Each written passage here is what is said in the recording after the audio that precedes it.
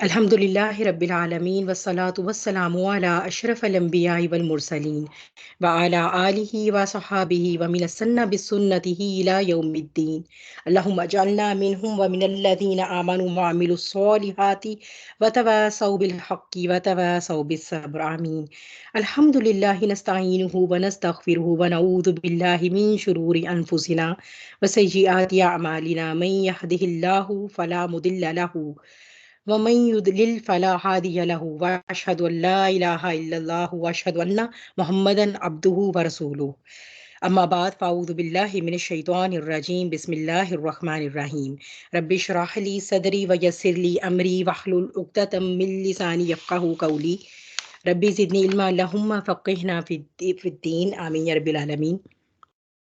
रब्बी यस्सिर वला तुअस्सिर व तम्मिम बिल खैर व बिका नस्तईन। आमीन।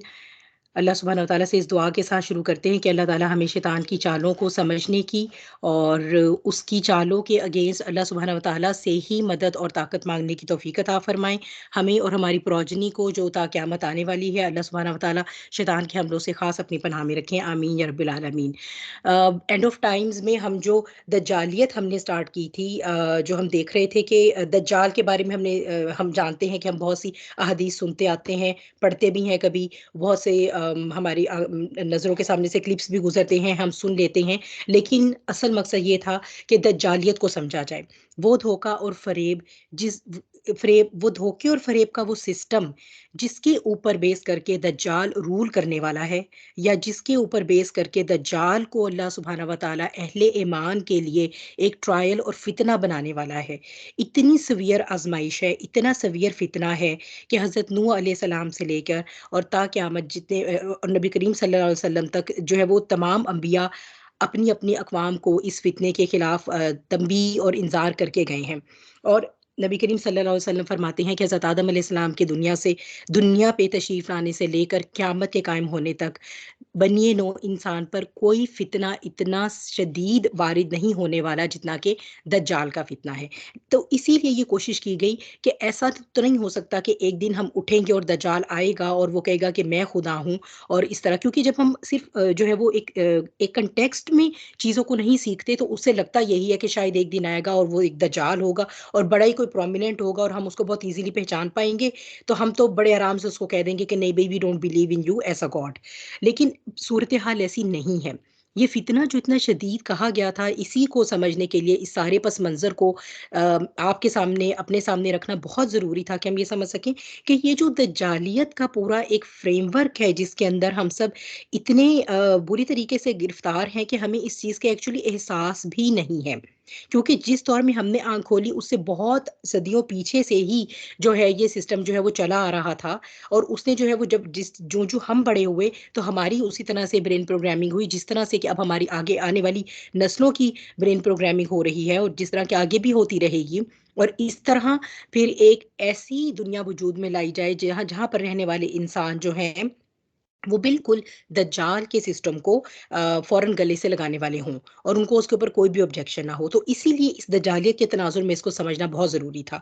तो हमने जो है वो अल्हम्दुलिल्लाह जो 9 पार्ट हैं जिसमें से हमारा तकरीबन हर पार्ट जो है वो 1 से डेढ़ घंटे तक का है, कम से कम भी। तो उसमें हमने जो है वो उसके मुख्तलिफ पहलुओं को दज्जालियत के समझने की कोशिश की।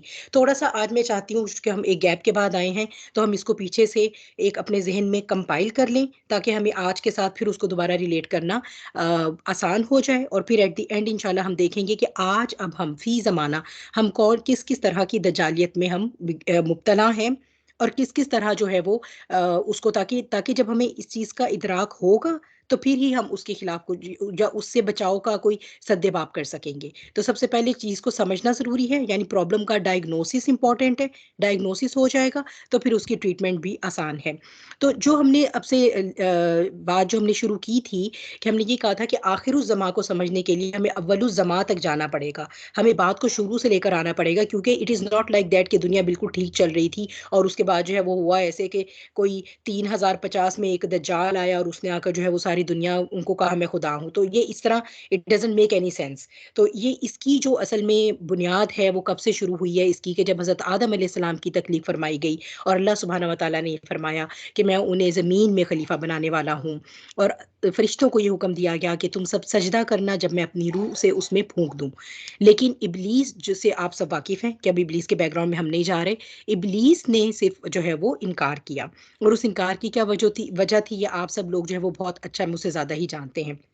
बहरहाल, अगर किसी ने इसको डिटेल में देखना हो तो सूरह बकरा में ये आयत आई हैं, और इसके अलावा भी कुरान करीम में 7 जगह पर हज़रत आदम अलैहिस्सलाम और इब्लीस के किस्से का ज़िक्र है इन डिफरेंट कॉन्टेक्स्ट्स। तो उसमें जो है वो जब ये इनकार हो गया और इब्लीस को अल्लाह सुब्हानहू व तआला ने रांदा दरगाह कर दिया, तो ये जो दुश्मनी थी ये उस वक़्त से स्टार्ट हुई है। और इस दुश्मनी की जो साइकोलॉजी है इब्लीस की, और ये कि वो हमारा कितना स्टॉन्च एनिमी है और कैसे वो 24/7 एक्टिव है, इसकी अगर आपने इंटेंसिटी देखनी है तो सूरह अल आराफ की जो आयत हैं, तकरीबन उसके पहले 2, मेरे ख़्याल है 2-3 रुकू जो हैं वो उसी पर चलते हैं। आई एम नॉट श्योर, लेकिन वो आप लोग देख सकते हैं, मुझे आयत नंबर नहीं याद, लेकिन वो शुरू की ही कुछ 2 4-5 आयत के बाद से ही ये कन्वर्सेशन स्टार्ट हो जाती है और आगे काफ़ी आयत तक जो है वो चलती है, प्रोबेबली अराउंड 40 आयत तक जो है वो ये है। तो उसमें जो है वो इब्लीस का एक पूरा माइंडसेट, कि किस तरह जो है वो इब्लीस, उसने अल्लाह सुब्हानहू व तआला से ये जो मोहलत माँगी वो इसलिए नहीं माँगी थी कि वो अकेला बैठकर हियर एंड देयर रैंडमली एक आधे इंसान को जो है वो जाकर गुमराह करे और बड़ा खुश हो जाए कि चलो शुक्र है, अपने साथ मैंने एक और को भी मैं जहन्नुम में ले गया। नहीं, पूरी ज़ुर्रियत उसने जो है वो अपनी एक पूरी आर्मी बनाई हुई है, और वो आर्मी जो है वो सिर्फ़ बनिए नौ जिन्नात में से नहीं है, बल्कि बनिए नौ इंसान में से भी एग्ज़िस्ट करती है। बहरहाल, हज़रत आदम अलैहिस्सलाम को वो जो कुछ भी हुआ, कि फिर बाद में अल्लाह सुब्हानहू व तआला ने हुक्म किया कि अब सब जो है वो उतर जाओ यहाँ से, यानी जन्नत से उतर जाएँ, क्योंकि अल्लाह सुब्हानहू व तआला ने बेसिकली तो उनको जो बनाया ही ज़मीन का खलीफा था। तो आपके 1000 साल तक जो है वो ज़मीन पर शिर्क का कोई नामो-निशान नहीं था। तो 1000 साल के बाद जो है वो शैतान ने, इब्लीस ने, जबकि क्योंकि उस वक़्त इंसानों की जो एवरेज एज थी वो 1000 साल ही हुआ करती थी। हज़रत आदम अलैहिस्सलाम की, हज़रत नूह अलैहिस्सलाम के बारे में हम जानते हैं, तकरीबन 950 साल तो वो तबलीग करते रहे हैं, और फिर उसके बाद भी तूफ़ान नूह आया। यानी इसका मतलब है कि अगर हम देखें तो भी on the safe side we can easily say कि उनकी उम्र भी 1000 साल से ज़्यादा थी। तो ऑन एन एवरेज जो है ये उम्र हुआ करती थी इंसानों की उस वक़्त। तो उसके बाद जैसे, यानी कि हज़रत आदम अलैहिस्सलाम की जो नस्ल जब वो दुनिया से चले गए हैं, तशरीफ़ ले गए, तो उसके बाद से जो है वो इब्लीस ने जो है बनिए नौ इंसान के अंदर शिर्क एंटर करना शुरू किया, कि तुम लोगों के जो नेक लोग दुनिया से चले गए हैं, उनके जो है वो उनकी तस्वीरें लगा लो, ताकि उनकी याद तुम्हें जो है वो ये याद दिलाती रहेगी कि तुमने अल्लाह की इबादत करनी है। होते-होते, क्योंकि ये जो पॉइंट है ना, इसको बहुत ज़्यादा इम्पोर्टेंट है ये पॉइंट समझना, कि हमेशा जो शैतान का हमला है वो इसी तरह ही होता है, कि वो आपको एक काम को बहुत अच्छा और नेक बना के प्रेज़ेंट करेगा। The as it is some form of piety, कि ये तो कोई बहुत बड़ी नेकी है जो आप करने जा रहे हैं, ठीक है? तो इसी तरह, लेकिन एक बात याद रखिए कि हमारे अंदर का जो कंपास है, जो हमारा ज़मीर है, वो डेफ़िनिटली हमें उसी वक़्त इंडिकेट कर देता है कि no there is something wrong with this. तो ये जो है वो कंपास हमें अपना अलाइव रखना है। एनी हाउ, इसी तरह होते-होते लोगों ने उनके बुत बना लिए, और फिर शिर्क जो है वो इस तरह बनी नूह आदम में जो है वो शिर्क क्रीप किया।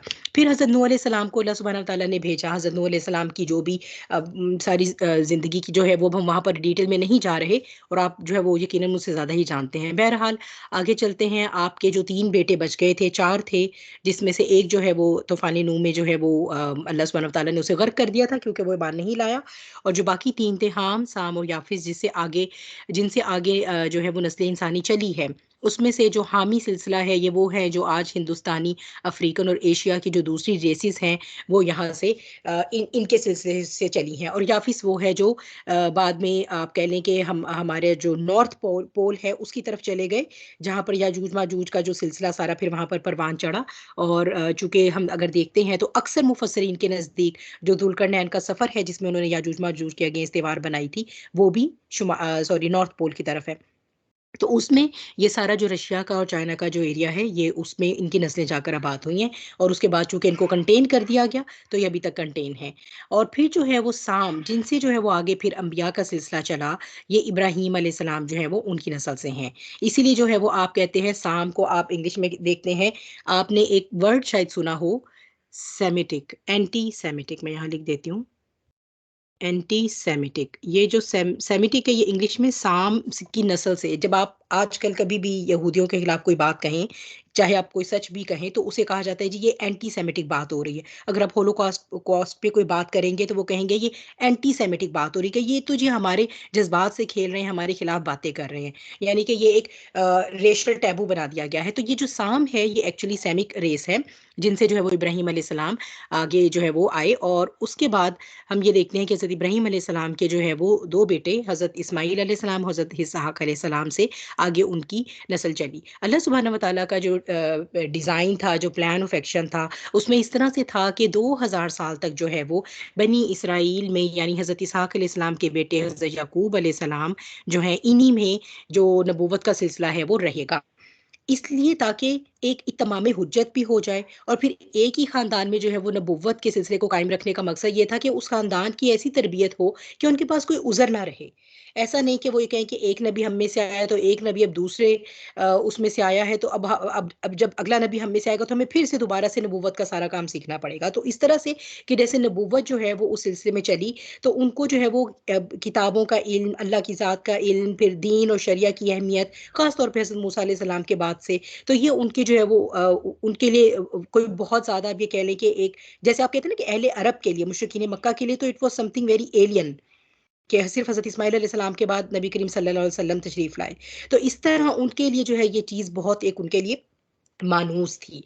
इवन देन अल्लाह सुब्हानहू व तआला ने उनको ये बताया कि किस तरह से जो है वो, यानी ये सारी तारीख अगर आप कुरान शुरू करते हैं तो सूरह बकरा इज़ एक्चुअली अ मुकद्दमा पूरा का पूरा बनी इसराइल के ऊपर। और मदनी सूरतें जितनी भी हैं, अल्लाह सुब्हानहू व तआला ने कोई एक मदनी सूरत भी ऐसी नहीं है जिसमें बनी इसराइल की अलग पर अपनी नेमतें और उनकी जो है वो बदअहदी का ज़िक्र ना किया हो। बहरहाल हज़रत याकूब अलैहिस्सलाम से हज़रत यूसुफ अलैहिस्सलाम और उनके जो 11 भाई हैं, वहाँ से बनी इसराइल के 12 कबीले बने। इसराइल जो है वो हज़रत याकूब अलैहिस्सलाम का लक़ब था, है। ये जो हम जो है वो रफ़ली इस तरह से तारीख़ को डिवाइड कर रहे थे कि हज़रत ईसा अलैहिस्सलाम से पहले का दौर और हज़रत ईसा अलैहिस्सलाम से बाद का दौर। अब एक बात ये है कि हज़रत इब्राहीम अलैहिस्सलाम से लेकर ये जो लाइनेज आ रहा है बनी इसराइल का और हज़रत ईसा अलैहिस्सलाम तक, ये 2000 साल का वक़फ़ा बनता है, अरसा बनता है, जिसमें जो है ये बनी इसराइल में नबूवत का सिलसिला रहा। इस दौरान में जो बनी इसराइल थे, इनके उरूज और ज़वाल के 2-2 दौर आए। पहला दौर जो था वो हज़रत दाऊद और हज़रत सुलेमान अलैहिस्सलाम के दौर में, जिसमें जो है वो हमने ये पढ़ा था कि हैकल सुलेमानी भी बनाया गया था। तो ये इनको उरूज का दौर था। लेकिन बनी इसराइल ने हर मौजज़े के बाद और हर नेमत के बाद अल्लाह सुब्हानहू व तआला की नाशुक्री ही की।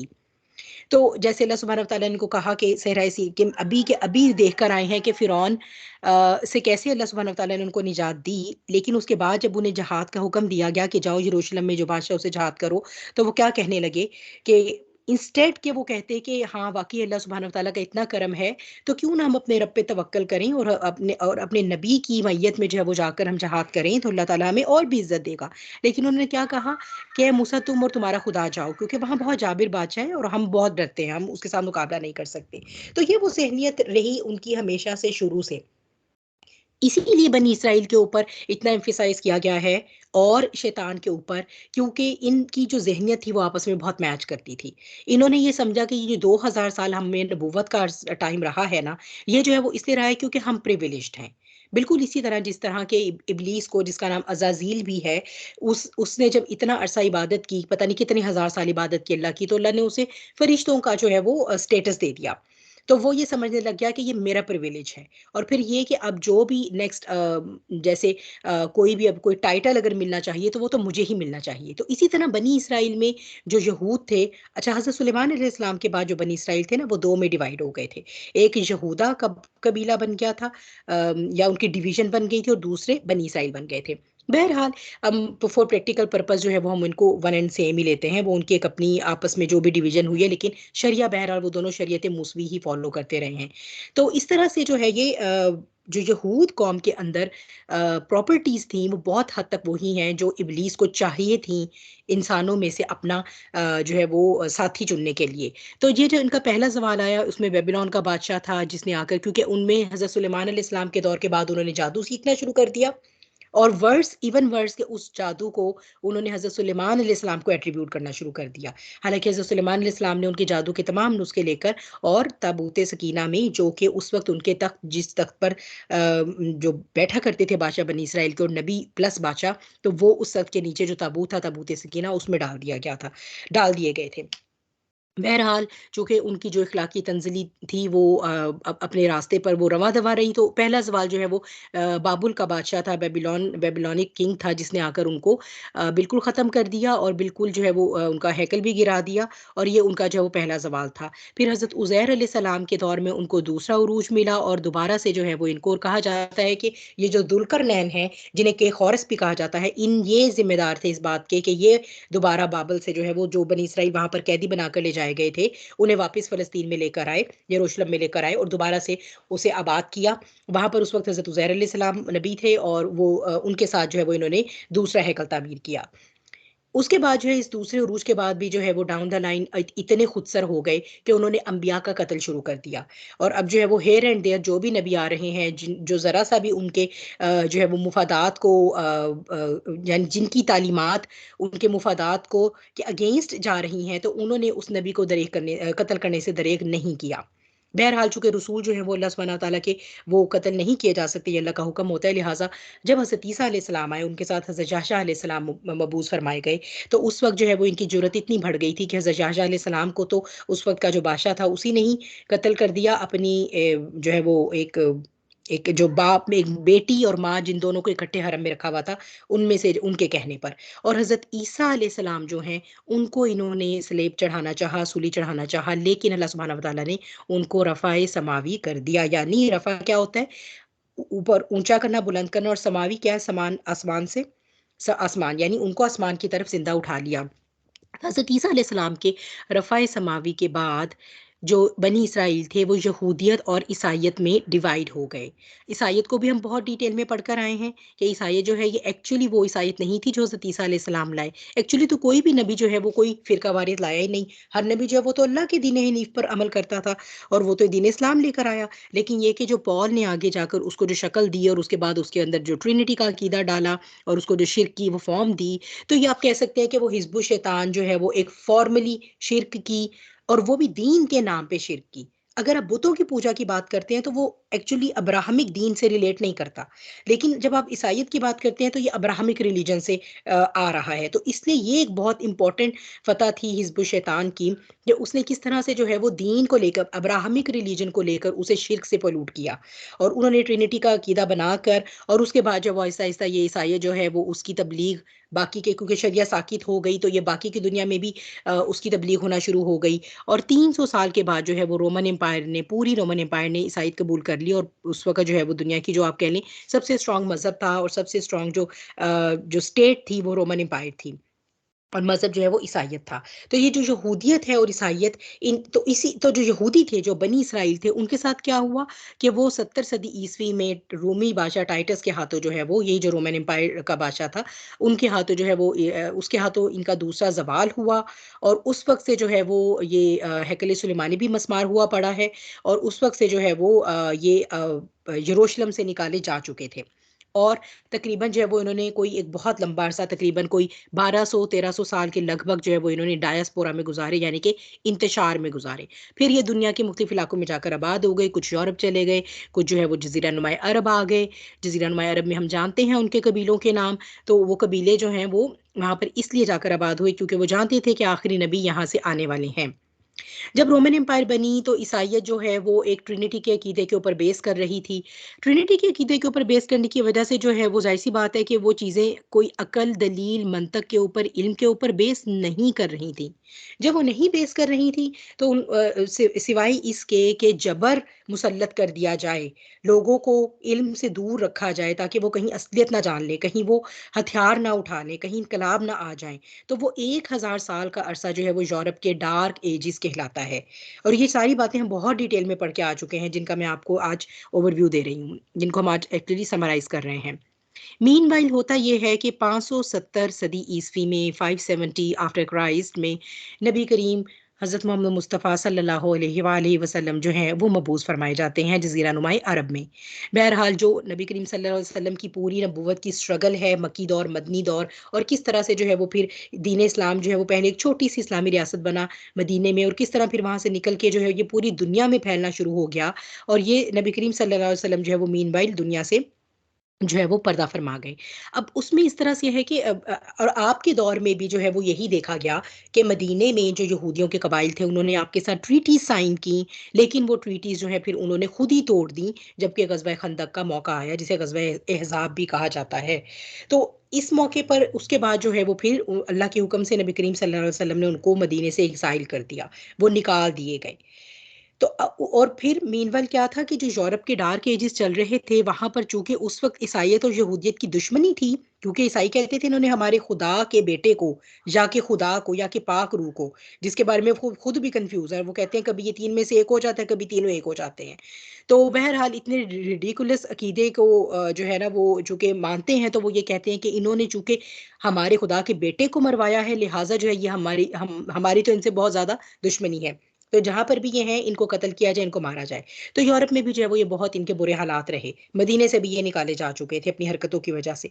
इस मौके पर जाकर आपको मैंने जो, शायद आपको याद हो कि हमने ये पढ़ा था कि क्यों हम जो है वो बार बार एट्रीब्यूट कर रहे हैं कि यहूदी ऐसे हैं या यहूदी वैसे हैं। शायद आपको याद हो कि फिर उस लेक्चर में हमने पूरे कुरानिक लिंक्स पढ़े थे, यही चीज इस्टेब्लिश करने के लिए कि कोई हिजबुल शैतान है और एक हिजबुल्लाह भी है। तो ये सारी आयत मैंने कुरान से आपको अल्हम्दुलिल्लाह दिखाई थी। फिर ये कि किस तरह से जो है वो हिजबुल शैतान और जो हिजबुल शैतान है उसके दो कंपोनेंट है, जिन्नात में से भी है और इंसानों में से भी है, और किस तरह वो आपस में कम्युनिकेट भी करते हैं, यानी वो इन कोलैबोरेशन चल रहे हैं। अब इनके इन कोलैबोरेशन चलने का कौन सा सबसे बड़ा जरिया होता है, वो है जादू। इसीलिए जो है वो आप देखें कि बनी इसराइल में जो सबसे पहली खराबी आई थी वो जादू थी।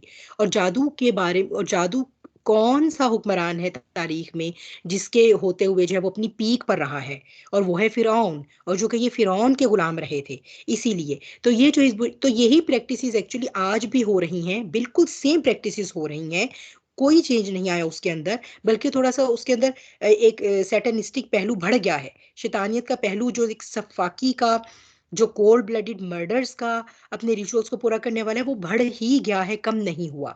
तो it is actually the same pattern, वही चीज फॉलो हो रही है। तो बहरहाल उस वक़्त जब हमने फिर ये देखा कि किस तरह से जो मुनाफ़िकीन हैं, असल में यहूदियों में से भी जो मुनाफ़िकीन थे, और मुनाफ़िकीन के बारे में हमने ये सिर्फ़ पढ़ी थी कि वो किसी के भी सगे नहीं हैं। ना वो इस्लाम के सगे हैं, ना ये अहले यहूद के सगे हैं, और इवन उनके अपने अंदर भी फूट है, क्योंकि उनके अंदर कोई एक ऐसा मोरल फैक्टर नहीं है जो उनको यूनिफ़ाई कर रहा हो। देखिए, दीन के नाम पे, अल्लाह के नाम पे कोई इकट्ठा होगा, तो उनके अंदर मोरल फैक्टर क्या है? अल्लाह की रज़ा। लेकिन अगर कोई दुनिया की किसी चीज़ के लिए इकट्ठा होता है, तो ज़ाहिर-सी बात है वो अपने साथी का भी गला काटेगा, अगर उसको पता चल जाए कि इसका गला काट के मैं जो हूँ वो फलाँ-फलाँ मज़ीद जो है वो स्टेटसेस अचीव कर सकता हूँ। तो इस तरह उनके अपने अंदर भी बहुत ज़्यादा फूट रहती है। तो ये जो यूरोप के डार्क एजेस चल रहे थे, इसी में फिर कुछ ऐसा हुआ कि जब नबी करीम सल्लल्लाहु अलैहि वसल्लम तो तशरीफ़ ले गए दुनिया से, तो उसके बाद जो है वो बाद में खिलाफत राशिदा का दौर, मैंने आपको 5 अदवार भी बताए थे और उसकी हदीस भी बताई थी आपको कि पहले नबूवत का दौर है, फिर खिलाफत राशिदा का दौर है, फिर कटखनी मलूकियत का दौर है, फिर ज़ालिम बादशाहत का दौर है, जिसे जो स्कॉलर्स हैं वो कॉलोनियलिज़्म के दौर से, यानी जो कॉलोनियलिस्टिक एरा था उसके साथ रिप्रेज़ेंट करते हैं, और उसके बाद जो है वो फिर दोबारा खिलाफत अला मिनहाजुन नबुव्वा कायम होगी, और ये हम सबका ईमान है कि वो इमाम महदी की मैयत में कायम होगी इंशाअल्लाह। अच्छा, फिर ये 5 एतवार की बात हुई। उसके बाद बहरहाल जब हमारे पास कटखनी मलूकियत आई, बनु उमय्या और बनु अब्बास का जो दौर था, बहरहाल लेकिन मुसलमानों की जो फ़तूहात का सिलसिला था वो एक्सपैंड कर रहा था, और अभी भी काफ़ी हद तक दीन जो है वो अपनी असल फ़ॉर्म में था। तो उस दौर में जब मुसलमान जो है वो जज़ीरा नुमा अरब से निकले, तो 2 डायरेक्शन में उन्होंने सफ़र किया, मशरिक़ और मग़रिब। मशरिक़ में वो बरे-सग़ीर की तरफ ट्रैवल किया तारिक बिन ज़ियाद की सरकर्दगी में, और मग़रिब में जो है वो सॉरी नहीं, वहाँ पर मोहम्मद बिन कासिम, और मगरिब में जो है वो तारिक बिन ज़ियाद की मैयत में जो है वो स्पेन की तरफ जो है वो मुसलमान आए, और वहाँ से उन्होंने जो है वो यूरोप को फ़तह किया।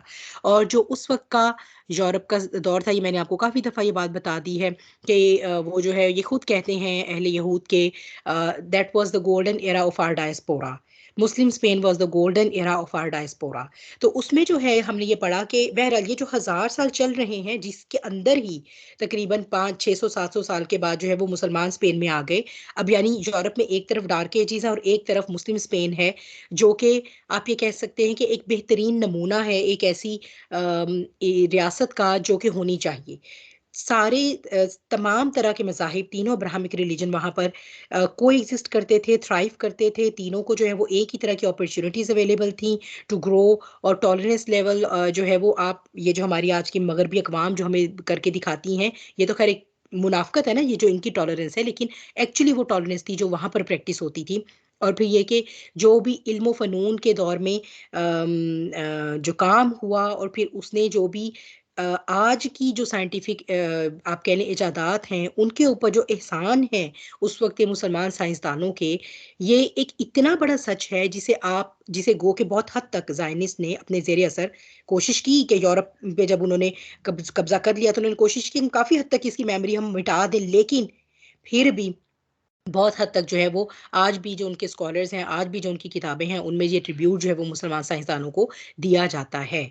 और अभी मैं एक कुछ दिन पहले ही एक डॉक्यूमेंट्री देख रही थी। There is a teacher, Arctic college है अमेरिका का, और मुझे उनका नाम भूल जाता है। खैर बहरहाल उनका ये था कि how Islam saved Western civilization. तो वो उन्होंने पूरा जो यूरोप के डार्क एजेस है, it's it's it's mind blowing. आप लोगों को जिसको भी दिलचस्पी हो वो मुझे बताएं, मैं आपके साथ शेयर करूंगी। तो वो मतलब जो वो प्रोफेसर साहब है ना, उनका बहुत ज़बरदस्त रिसर्च वर्क है सारा। दो ही क्रिश्चियन बाय हिमसेल्फ, लेकिन ये कि वो बहुत ज़्यादा उन्होंने जो है ना वो इस्लाम के इस चीज़ को वो स्टडी किया। एनी हाउ वो दौर था जब मुसलमानों ने यहूदियों को भी बहुत मराहत दी, क्योंकि यहूदियों ने बहुत हेल्प की थी मुसलमानों को यूरोप में एंटर होने में। तो फिर ये हुआ कि वही जो यहूदियों के मुनाफिकीन थे, उन्होंने दोबारा से जो है वो ये इस मौके को मौका गनीमत जाना, और उन्होंने जो है वो चूंकि जो डार्क एजेस वाले यूरोप से नौजवान आते थे तालीम हासिल करने गरनाता की यूनिवर्सिटीज़ में, एंडलूसिया की यूनिवर्सिटीज़ में, जो मुसलमानों की यूनिवर्सिटीज़ थी, they were the then top notch universities of the world. तो वो जब आते थे तो उनके माइंड्स को साथ में, एक तो ये कि वो ये कहते थे कि ठीक है, एक वो जो डार्क एजेस चल रहे हैं वो तो गलत है ही है, लेकिन ये कि एक्चुअली जो मज़हब है ना वो गलत है। तो ये जो एक सेकुलरिज्म, जो यूरोपियन रिनाइसेंस जो फिर उठी तहरीक, जो कि तकरीबन आप कह लें कि फिर कोई तकरीबन 1500 की सदी से शुरू होकर और फिर ऑनवर्ड्स जो है वो चली है। तो उसमें यानी 2-3 सदियाँ उसको लगी हैं कंप्लीट होने में। तो ये जो रिनाइसेंस था, यूरोपियन रिनाइसेंस, ये एक बहुत बड़ा आप कह लें कि एक मार्क है हमारी हिस्ट्री में, जो कि एक बहुत बड़ी जो दुनिया का आज का फेस है, ये जो चेंजेस हम सारी देखते हैं, इसको रिलेट करने के लिए। तो ये जो फिर सेकुलरिज्म की बुनियाद पड़ी वो इस तरह से ही पड़ी, क्योंकि मज़हब के नाम पर प्रोटेस्टेंट फ़िरका वजूद में आया ईसाइयों में, क्योंकि इससे पहले तो सिर्फ कैथोलिक था। Roman empire was a Catholic Christian empire. तो फिर उसके अंदर प्रोटेस्टेंट फ़िरका बनाया गया, उनके आपस में बहुत जंगें हुई, बहुत खून खराबा हुआ। फिर जो फ्रांस का भी इनकलाब था उसमें भी। तो इसलिए ये बताया गया, दुनिया को ये बावर करा दिया गया कि ये जो किसी भी किस्म के खुदा का कॉन्सेप्ट है ना, ये दुनिया पे माअज़ल्लाह एक खून खराबे का बाइस ही बनता है। तो ये जो मज़हब की एक बदशक्ली थी, ये तब से ही पोर्ट्रे होना शुरू हो गई थी। तो उस वक्त टारगेट ईसाइयत थी, आज टारगेट इस्लाम है, क्योंकि आज जिस जमाने में हमने होश संभाली है, अब इस्लाम ही रह गया है उनको काउंटर करने के लिए। यहूदियत तो बहुत पहले हाईजैक हो चुकी थी। ठीक है, यहूदियत हाईजैक हुई तो जो एक ग्रुप वजूद में आया है मुनाफिकीन यहूद से लेकर, जिसके कौन कौन से कंपोनेंट थे मैंने आपको बताया था। वाइट एंग्लो सैक्सन प्रोटेस्टेंट्स थे, फिर न्यू इवेंजलिकल क्रिश्चियंस थे, फिर न्यू कॉन जो हुकूमतों के सरबराह हैं वो थे, और कौन कौन था उसमें, मुस्लिम मुस्लिम जो सो कॉल्ड हमारे मुस्लिम कंट्रीज हैं उनकी भी जो गवर्नमेंट्स हैं वो भी उनके साथ हैं। और एक प्रोबेबली और था फिरका इन्हीं का, इवेंजलिकल, न्यूकॉन, कंजर्वेटिव, हाँ यही थे। तो ये जो हमारे पास एक जायनिस्ट मूवमेंट, जो एक जायनिस्ट वो फिरका बना, जो आप कह लें, या एक ज़ायनिस्ट जो तबका बना, ठीक है, जिसे आज हम बिल्डरबर्ग ग्रुप भी कहते हैं। मैंने आपको बताया था actually they are the forces are the same, वो मुख्तलिफ नामों से अपीयर होती हैं। जब उनको ओकल्ट प्रैक्टिसेस रिचुअल्स की बात करनी होती है तो आप नाम सुनेंगे इल्यूमिनाटी का, फ्री मेसन का। जब उनको कोई दुनिया की इकोनॉमी को कंट्रोल करने की मीटिंग्स करनी होती हैं, या दुनिया के मजीद कंट्रोल जो है वो हम कैसे इस्टेब्लिश कर सकते हैं, उनकी स्ट्रेटजीज डिस्कस करनी है, तो अब उसको बिल्डरबर्ग ग्रुप मीटिंग्स के तौर पे हम जो है वो उसको, जब खास तौर पे यहूदियों के मुफादात की बात हो रही है, जिसमें जो है वो आप इसराइल का क्याम और ग्रेटर इसराइल का क्याम आ जाता है, तो आप उसको जायनिस्ट कहेंगे। तो actually the forces are the same, the people are the same, the families are the same, there are 13 blood lines मैंने आपको बताया था जो कि रूल कर रही हैं दुनिया को इस वक्त, और उनके अपने अंदर भी जो है वो फिर डिफरेंट जो है वो ग्रेडेशन और स्टेजिंग होती रहती है, कभी कोई नंबर 1 में होता है उनमें से, और कभी कोई नंबर 2 पे होता है। तो इस तरह से जो है ये वही है जो आज भी कंट्रोल किए हुए हैं, लेकिन ये कि वो मुख्तलिफ नामों से जो है वो, तो हमने ये कहा था कि हम इसे हिजबुल शैतान का नाम जो है वो हम इस्तेमाल करेंगे, यहाँ पर जो आपके सामने ये मैंने लिखा हुआ है। तो इस तरह से हुआ ये कि ये वाला दौर जो था ना, जो यूरोप के डार्क एजिस का था, इसमें फिर बहुत बड़ी बड़ी सी जो ये चेंजेस हैं कि हिजबुल शैतान ऑर्गेनाइज हुई, उसने अपनी डिफरेंट सोसाइटीज़ बनाई, उसने डिफरेंट अपने प्लानर्स बनाए, उसने डिफरेंट टाइमलाइन सेट की कि इतनी सदियों में, इतने सालों में ये अचीव करना है, फला फला को तोड़ना है।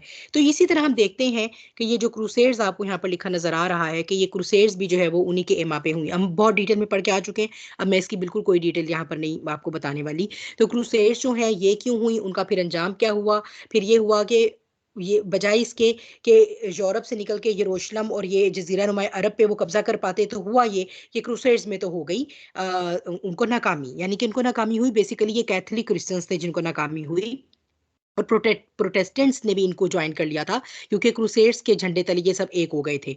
लेकिन इनको ड्राइव पीछे से कौन कर रहा था, ये बात आपने बार बार याद रखनी है। कोई भी जंगें होती हैं तो हिजबुल शैतान की प्लानिंग के साथ होती हैं, और वो किसी ग्रुप की सगी नहीं होती। अगर अमेरिका और जर्मनी में आज जंग हो जाए तो वो दोनों की सगी नहीं है। अगर आप में से किसी को शौक हो तो आप वर्ल्ड वॉर 1 वर्ल्ड वॉर 2 की हिस्ट्री पढ़ सकते हैं, और उस हिस्ट्री में आपको पता चलेगा कि बेसिकली ये जो जंगें लगाई गई हैं, ये जंगें इसलिए थी कि एक बिल्कुल दुनिया का फेस चेंज करना होता है इनका अपने प्लान के मुताबिक, और दूसरा क्या होता है कि हम जब असलहा बेचेंगे तो पैसा हम कमाएंगे, हम दोनों ग्रुप्स को असलहा बेचेंगे और पैसा हम कमाएंगे, ठीक है। हम जो है वो बड़े बड़े साइंटिस्ट जो है वो दुनिया से, हम जो ये जो ब्रेन ड्रेन होता है, ये ब्रेन जाता कहाँ है। आपको लगता है कि फुल ब्राइट स्कॉलरशिप अमेरिका का मिलता है तो वाह क्या उन्होंने हमारे ब्रेन की कदर की है और टैलेंट की कदर की है। प्रोबेबली हम में से बहुत कम लोग ये जानते होंगे कि फुल ब्राइट स्कॉलरशिप भी जब आप साइन करते हैं ना, तो उनके अंदर कुछ शराइत होती हैं, कुछ शराइत होती हैं। वो ये तो नहीं कहा जाता कि आप हिजबुल शैतान को सर्व करेंगे, लेकिन उसके अंदर ये शराइत होती हैं कि आप हमारे वफादार होंगे, और आप जो है वो इतनी कैपेसिटी में इतने साल या इस तरह से आप हमें लाजमी सर्व करेंगे। तो वो ब्रेन ड्रेन इसलिए होता है कि वो ब्रेन जो है वो सारा ये अपने पास ड्रेन करके, और ये इनके साइंटिस्ट के तौर पे काम करते हैं। इस तरह की भी बातें जो है वो आई हैं सामने, मैं इनको इसलिए कोई बहुत 100% आपके सामने नहीं रख सकती, because I don't have any means to either confirm or reject the news. लेकिन कहा जाता है कि अमेरिका के चूंकि बहुत बड़े बड़े लैंड एरियाज ऐसे हैं जो अनइनहेबिटेटेड हैं, आप ऑस्ट्रेलिया की बात कर लें, अमेरिका की ले लें, कनाडा की ले लें, बहुत बड़े बड़े पीसीज ऑफ लैंड है जहाँ पर कुछ भी नहीं है। एंटार्क्टिक तो पूरा का पूरा ऐसा है जहाँ कोई आबादी नहीं है। तो ये कहा जाता है कि यहाँ पर इन्होंने अपनी अंडरग्राउंड लैब्स बनाई होती हैं, और जो इनके एम्प्लॉयज़ हैं वो कहीं भी किसी भी एयरपोर्ट से ये उनको एयरलाइंस लेकर जाती हैं, और वो इवन मतलब वो उनकी आंखों पर पट्टी बांध के ले जाते हैं ताकि उनको भी पता ना चले कि वो कहाँ जा रहे हैं। दे आर ऑल दोस्त जो किसी ना किसी स्कॉलरशिप पे इनकी तरफ से फंडेड होकर साइंटिस्ट बने हैं, और अब उनके एलिजिसेस और उनकी जो सारी वफादारियां हैं वो उनके साथ हैं। तो बहरहाल एरिया 52 के नाम से अगर आप देखना चाहें तो अमेरिका में एक एरिया है, लेकिन और भी बहुत सी जगहों पर हैं, और इनके अंडरग्राउंड जो बंकर्स हैं वो तो खैर अब कोई ऐसी बात भी नहीं है जिसको हमें किसी तरह से कंफर्म या रिजेक्ट करना पड़े। That is a very well known fact कि अंडरग्राउंड जो है वो दुनिया की जितनी भी स्ट्रेटेजिक इंपॉर्टेंस की जगह हैं वहाँ पर अंडरग्राउंड बंकर बने हुए हैं, और वो बंकर सारे जो हैं वो न्यूक्लियर और केमिकल जो है वो आप कह लें कि प्रूफ हैं, केमिकल वेपनरी प्रूफ हैं, कि अगर इनको जो है वो कभी दुनिया में ये जो न्यूक्लियर और केमिकल वॉर जब होनी है, जो कि थर्ड वर्ल्ड वॉर है, तो उसके दौरान जो है वो ये सब जो हैं एलिट्स ऑफ द वर्ल्ड, ये सारे अपने उन बंकर्स में रहेंगे, और उन बंकर्स में तकरीबन 50-50 साल तक के लिए सस्टेनेंस का सामान एंड मोर सो उनकी आपस में कम्युनिकेशन के लिए very specific kind of internet की सर्विसेज भी हैं, जो हम इंशाल्लाह जब हम मीडिया का पढ़ेंगे तो फिर मैं आपको इंशाल्लाह उसके बारे में भी थोड़ा जिक्र करूंगी। बहरहाल ये जो अरसा था यूरोप का, इसमें फिर हुआ ये कि सल्तनत उस्मानिया बन गई, मुसलमानों का होड़ होना शुरू हो गया फिर से वंस अगेन। तो सल्तनत उस्मानिया इनके लिए बहुत बड़ा थ्रेट बन गई, क्योंकि इनको यरूशलेम लेना था, क्योंकि इनको माउंट टेम्पल लेना है, क्योंकि उनको वहां पर थर्ड टेम्पल ऑफ सोलोमन बनाना है, तीसरा हैकल सलोमानी इन्होंने बनाना है, क्योंकि इनका अकीदा ये है वो हैकल बनेगा तो दज्जाल आएगा और वहां आकर बैठ के और वहां से वो रूल करेगा। और इसी सिलसिले में जो है वो, इसी जिमन में जो है वो हमने ग्रेटर इसराइल को भी बहुत डिटेल के साथ देखा था कि ग्रेटर इसराइल के जो भी प्लान्स थे वो सारे किस तरह, बल्कि हमने ग्रेटर इसराइल के प्लान के अंडर ही जो है वो क्रूसेड्स को और सल्तनत उस्मानिया को डिस्कस किया था। और फिर किस तरह से ये कि सल्तनत उस्मानिया में भी इन्होंने कैसे आहिस्ता आहिस्ता करप्शन को एंटर किया, क्योंकि एक नतीजे पर तो ये पहुंच गए कि हम इन मुसलमानों को अगर इनसे दू बदू लड़ाई करेंगे तो हम इनको हरा नहीं सकेंगे।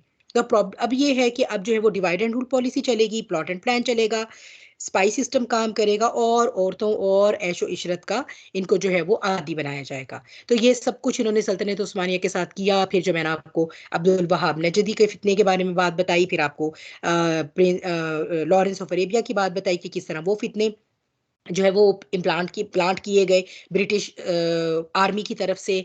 और फिर किस तरह से जो है वो पूरा ये किया गया, क्योंकि जो सल्तनत उस्मानिया के सुल्तान हुआ करते थे वो इनको यरूशलेम में एंट्री अलाउ नहीं कर रहे थे। नो मैटर वो कितने भी करप्ट हो चुके थे, लेकिन उनमें से कोई भी इनको यरूशलेम देने को तैयार नहीं था।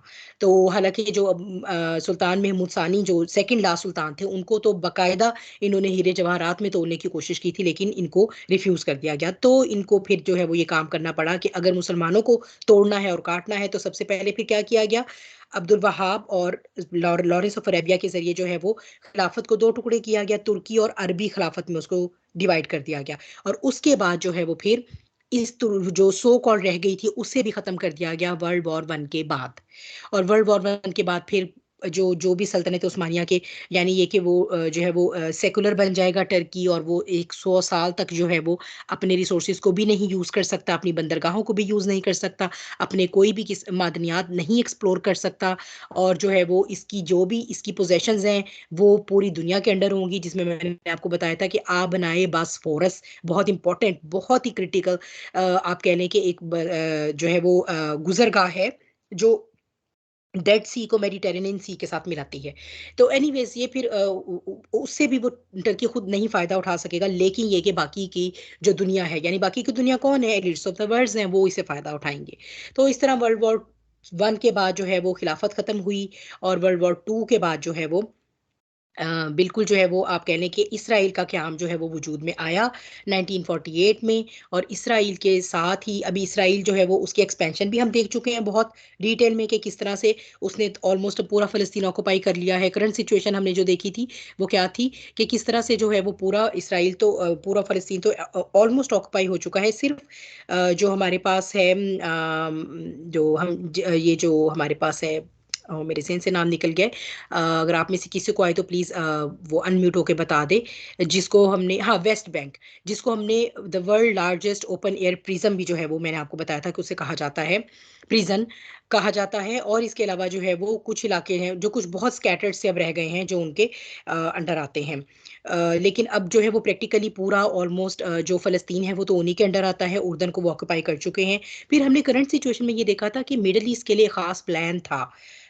ये जो हमारा जो एलीट ऑफ द वर्ल्ड है इनके खास प्लान था मिडल ईस्ट के लिए। करंट सिचुएशन में हमने इसको डिस्कस किया था, जिसे हमने ऑडिड जीनॉन प्लान था, वो गालिबन यही नाम था, ऑडिट जीनॉन प्लान था, जिसमें उन्होंने सारा डिस्कस किया हुआ था कि किस तरह 1 बाय 1 हमने एक एक करके ये सारे जो मिडिल ईस्टर्न कंट्रीज़ हैं इनको हमने डिवाइड एंड रूल के तहत अलहदा करना है। किसी को शिया सुन्नी की बुनियाद पर, किसी को अरबी अजमी, अरबी अजमी तो खैर वहाँ नहीं चल सकता, अजमी तो नहीं है, वो अरबी है सारा। लेकिन किस तरह जो है वो फिर इनको किसी और बिना पर जो है वो हम डिवाइड करें, किसी का आका रूस को बना देंगे तो किसी का जो है वो अमेरिका को बना देंगे। तो इस तरह जो है वो कुछ की वफादारियां अमेरिका के साथ हो जाएंगी तो कुछ की जो है वो रशिया के साथ हो जाएंगी, क्योंकि रशिया और अमेरिका की भी कोल्ड वॉर होती है। तो ये जो रशिया और अमेरिका की कोल्ड वॉर है इनके पीछे भी उनका हाथ है। ठीक है, ये जो हम कहते हैं कि चाइना और America actually no country is responsible for any change. ये बात याद रखिएगा। जैसे जब हमारे पास कोविड का वायरस आया था तो अमेरिका ने चाइना को ब्लेम करना शुरू किया था कि जी इन्होंने जो है वो ये अपनी लेबोरेटरी से जो है वो मतलब they had the unsafe practices, जिसकी वजह से ये वायरस जो है वो बाहर निकला और ये ऐसे हुआ और वैसे हुआ। तो बंदा इनसे पूछे कि मूवी तो हॉलीवुड की बनी हुई थी 2011 में, कंटेजियन, जो बिल्कुल सेम सिनेरियो था। मुझे नहीं पता आप में से कितनों ने देखी हुई है, देखी मैंने भी नहीं हुई, लेकिन मैंने बहरहाल उसका जो है वो देखा हुआ है, उसके ट्रेलर्स लाइक देखे हुए हैं। That was the exact scenario, contagion के। और उसमें भी ये दिखाया जाता है कि चाइना से एक बंदी आती है और वो लेकर आती है कोई वायरस।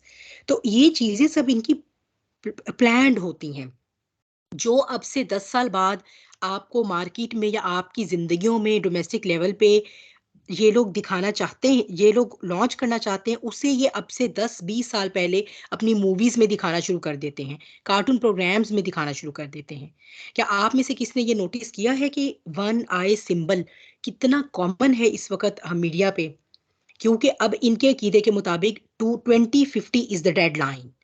2050 इज द डेडलाइन कि इनका मसाया आ जाएगा, एक आंख वाला दज्जाल जो है वो आ जाएगा। इसीलिए ये हमारी जनरेशन की, मेरी आपकी तो नहीं लेकिन हमारी जनरेशन की, आपने, मुझे नहीं पता आप में से किसी ने बच्चों के प्रोग्राम्स में वन आई सिंबल को देखा है कि वो कितना कॉमन है? extremely common, extremely common. Every other cartoon program, every other kid program is showing this symbol. क्यों? क्योंकि हमारे बच्चों को जो है वो ये चीज वो बिल्कुल नॉर्मलाइज करना चाहते हैं।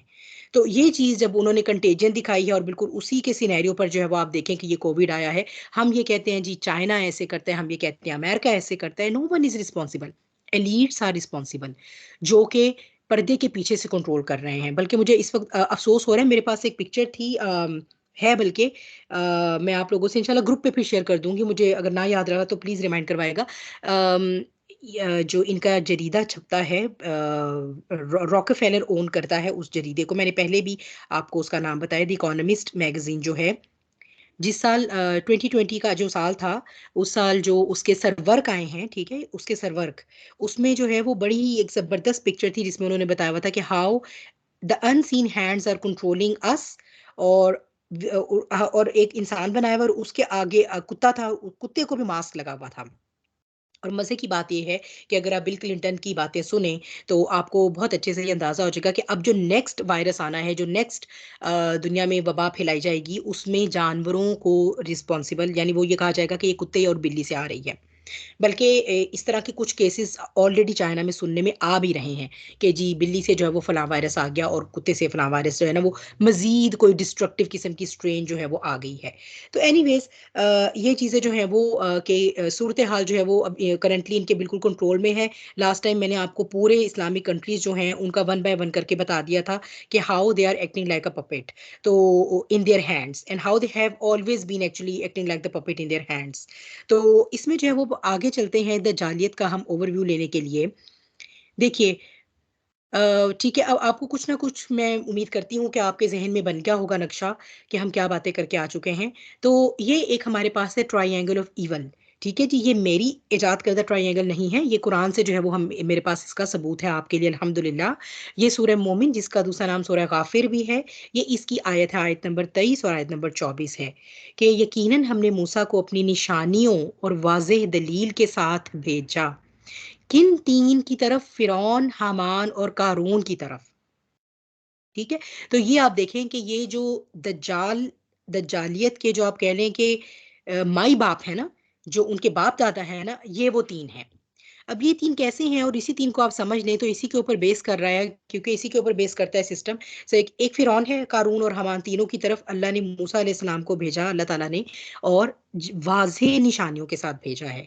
ठीक है, अब वाज़ेह निशानियां हजरत मूसा अलैहिस्सलाम की किसको समझ आएंगी, जबकि फिरौन का दजल इस वक्त भी सर चढ़ के बोल रहा है, और जब फिरौन खुद आएगा तो वो बिल्कुल अपने पीक पर पहुंच जाएगा वो दजल।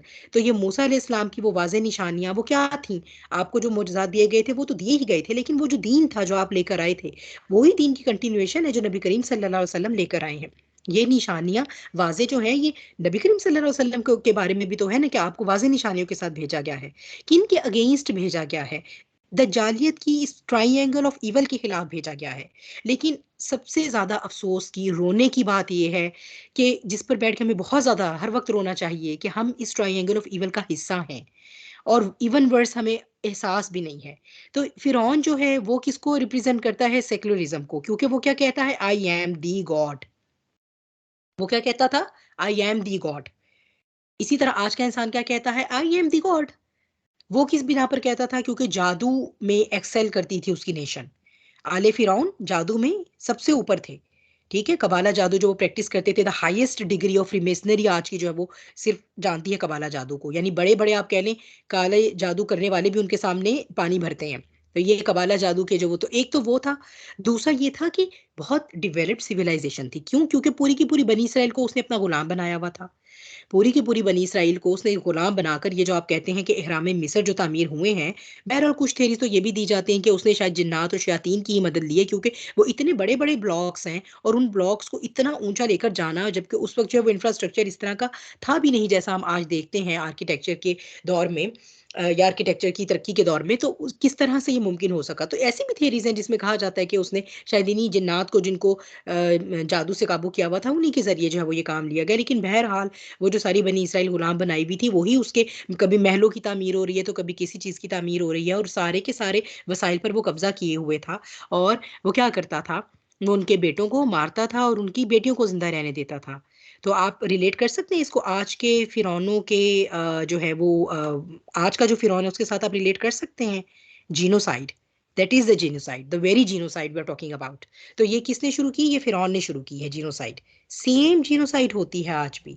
क्या आप जिंगियान में जो चाइना का सूबा है वहां पर जो कुछ प्रैक्टिस हो रहा है कंसंट्रेशन कैंप्स में, कश्मीर में जो हो रहा है, आई आई मैं एक दिन में बैठी इतनी शश्तर हुई, मैं इतनी हैरान हुई अपनी अपनी गफलत के ऊपर, कि कुछ अर्सा पहले तक, अब से तकरीबन 4 5 6 साल पहले तक, कश्मीर की खबरें बहुत आया करती थी। और चूंकि वो गायब हो गई हैं, तो मैं मुझे एक दिन ये ख्याल आया कि जैसी जाहिर सी बात है, खबर क्यों गायब कर दी जाती है? ताकि इंसानों की तवज्जो हट जाए वहां से। तो अब बहुत कुछ टाइम से ऐसा हुआ है, पिछले 4 5 सालों से, कि पूरे का पूरा जो इंटरनेट सिस्टम है कश्मीर का, वो इंडिया ने उसको पूरा अपने कब्जे में इस तरह से किया हुआ है कि वो हाईली मॉनिटर हो रहा है। तो हमें इवन अब, पहले तो फिर खबरें आ जाया करती थी कि आज इंडियन फौज ने इतने कश्मीरी कश्मीरी बहनों की बेहुरमती की है, उनकी इज्जतें लूटियां और इतनों इतने जवानों को शहीद कर दिया। अब तो वो खबर भी नहीं आती। तो मैं इतनी अस्टॉनिश थी, that's how the media works, कि इवन आप इन टच रहने वाले बंदे को भी जो है वो आप कैसे गफलत में डाल सकते हैं, कि आप हर वक्त जो है वो सिर्फ उस चीज को प्रोजेक्ट करें जिसको आप चाहते हैं, और वो चीज़ जो है वो बिल्कुल पस मंज़र में चली जाए जिसको आप नहीं प्रोजेक्ट करना चाहते। तो इस तरह से जो है ये सारा जो ये जो जीनोसाइड हो रही है आज मुसलमानों की, फिर बर्मा में हुई, फिर ये आज और भी जहाँ पर भी उन मुसलमानों पे मज़ालिम हो रहे हैं, अभी शाम में हुई है, मिडल ईस्ट में जहाँ पर भी जो जंगें लगी हुई हैं, जीनोसाइड होती है। तो ये जो जीनोसाइड का बानी है फ़िरौन, जो उनके बेटों को मार देता था, उनकी बेटियों को ज़िंदा रहने देता था। बेसिकली ये सेक्युलरिज़्म का जो है वो सेक्युलरिज़्म की बुनियाद रखने वाला, यानी हिज़्बुश शैतान में से फ़िरौन का जो करैक्टर है वो सेक्युलरिज़्म की बुनियाद रखने वाले के तौर पे डिनोट किया जाता है कि आई एम दी गॉड। ठीक है, अब आसमान ज़मीन तो बना दिए जिस अल्लाह ने बना दिए। उसने तो बहरहाल उस वक़्त अल्लाह से तो नहीं उसने इनकार किया, लेकिन उसने जो है वो ये कहा कि अब ये जो ज़मीन के मामलात हैं वो तो मेरे अंडर हैं। जो ये जो जो दुनियावी निज़ाम है ना, इसको तो मैं चलाता हूँ अब।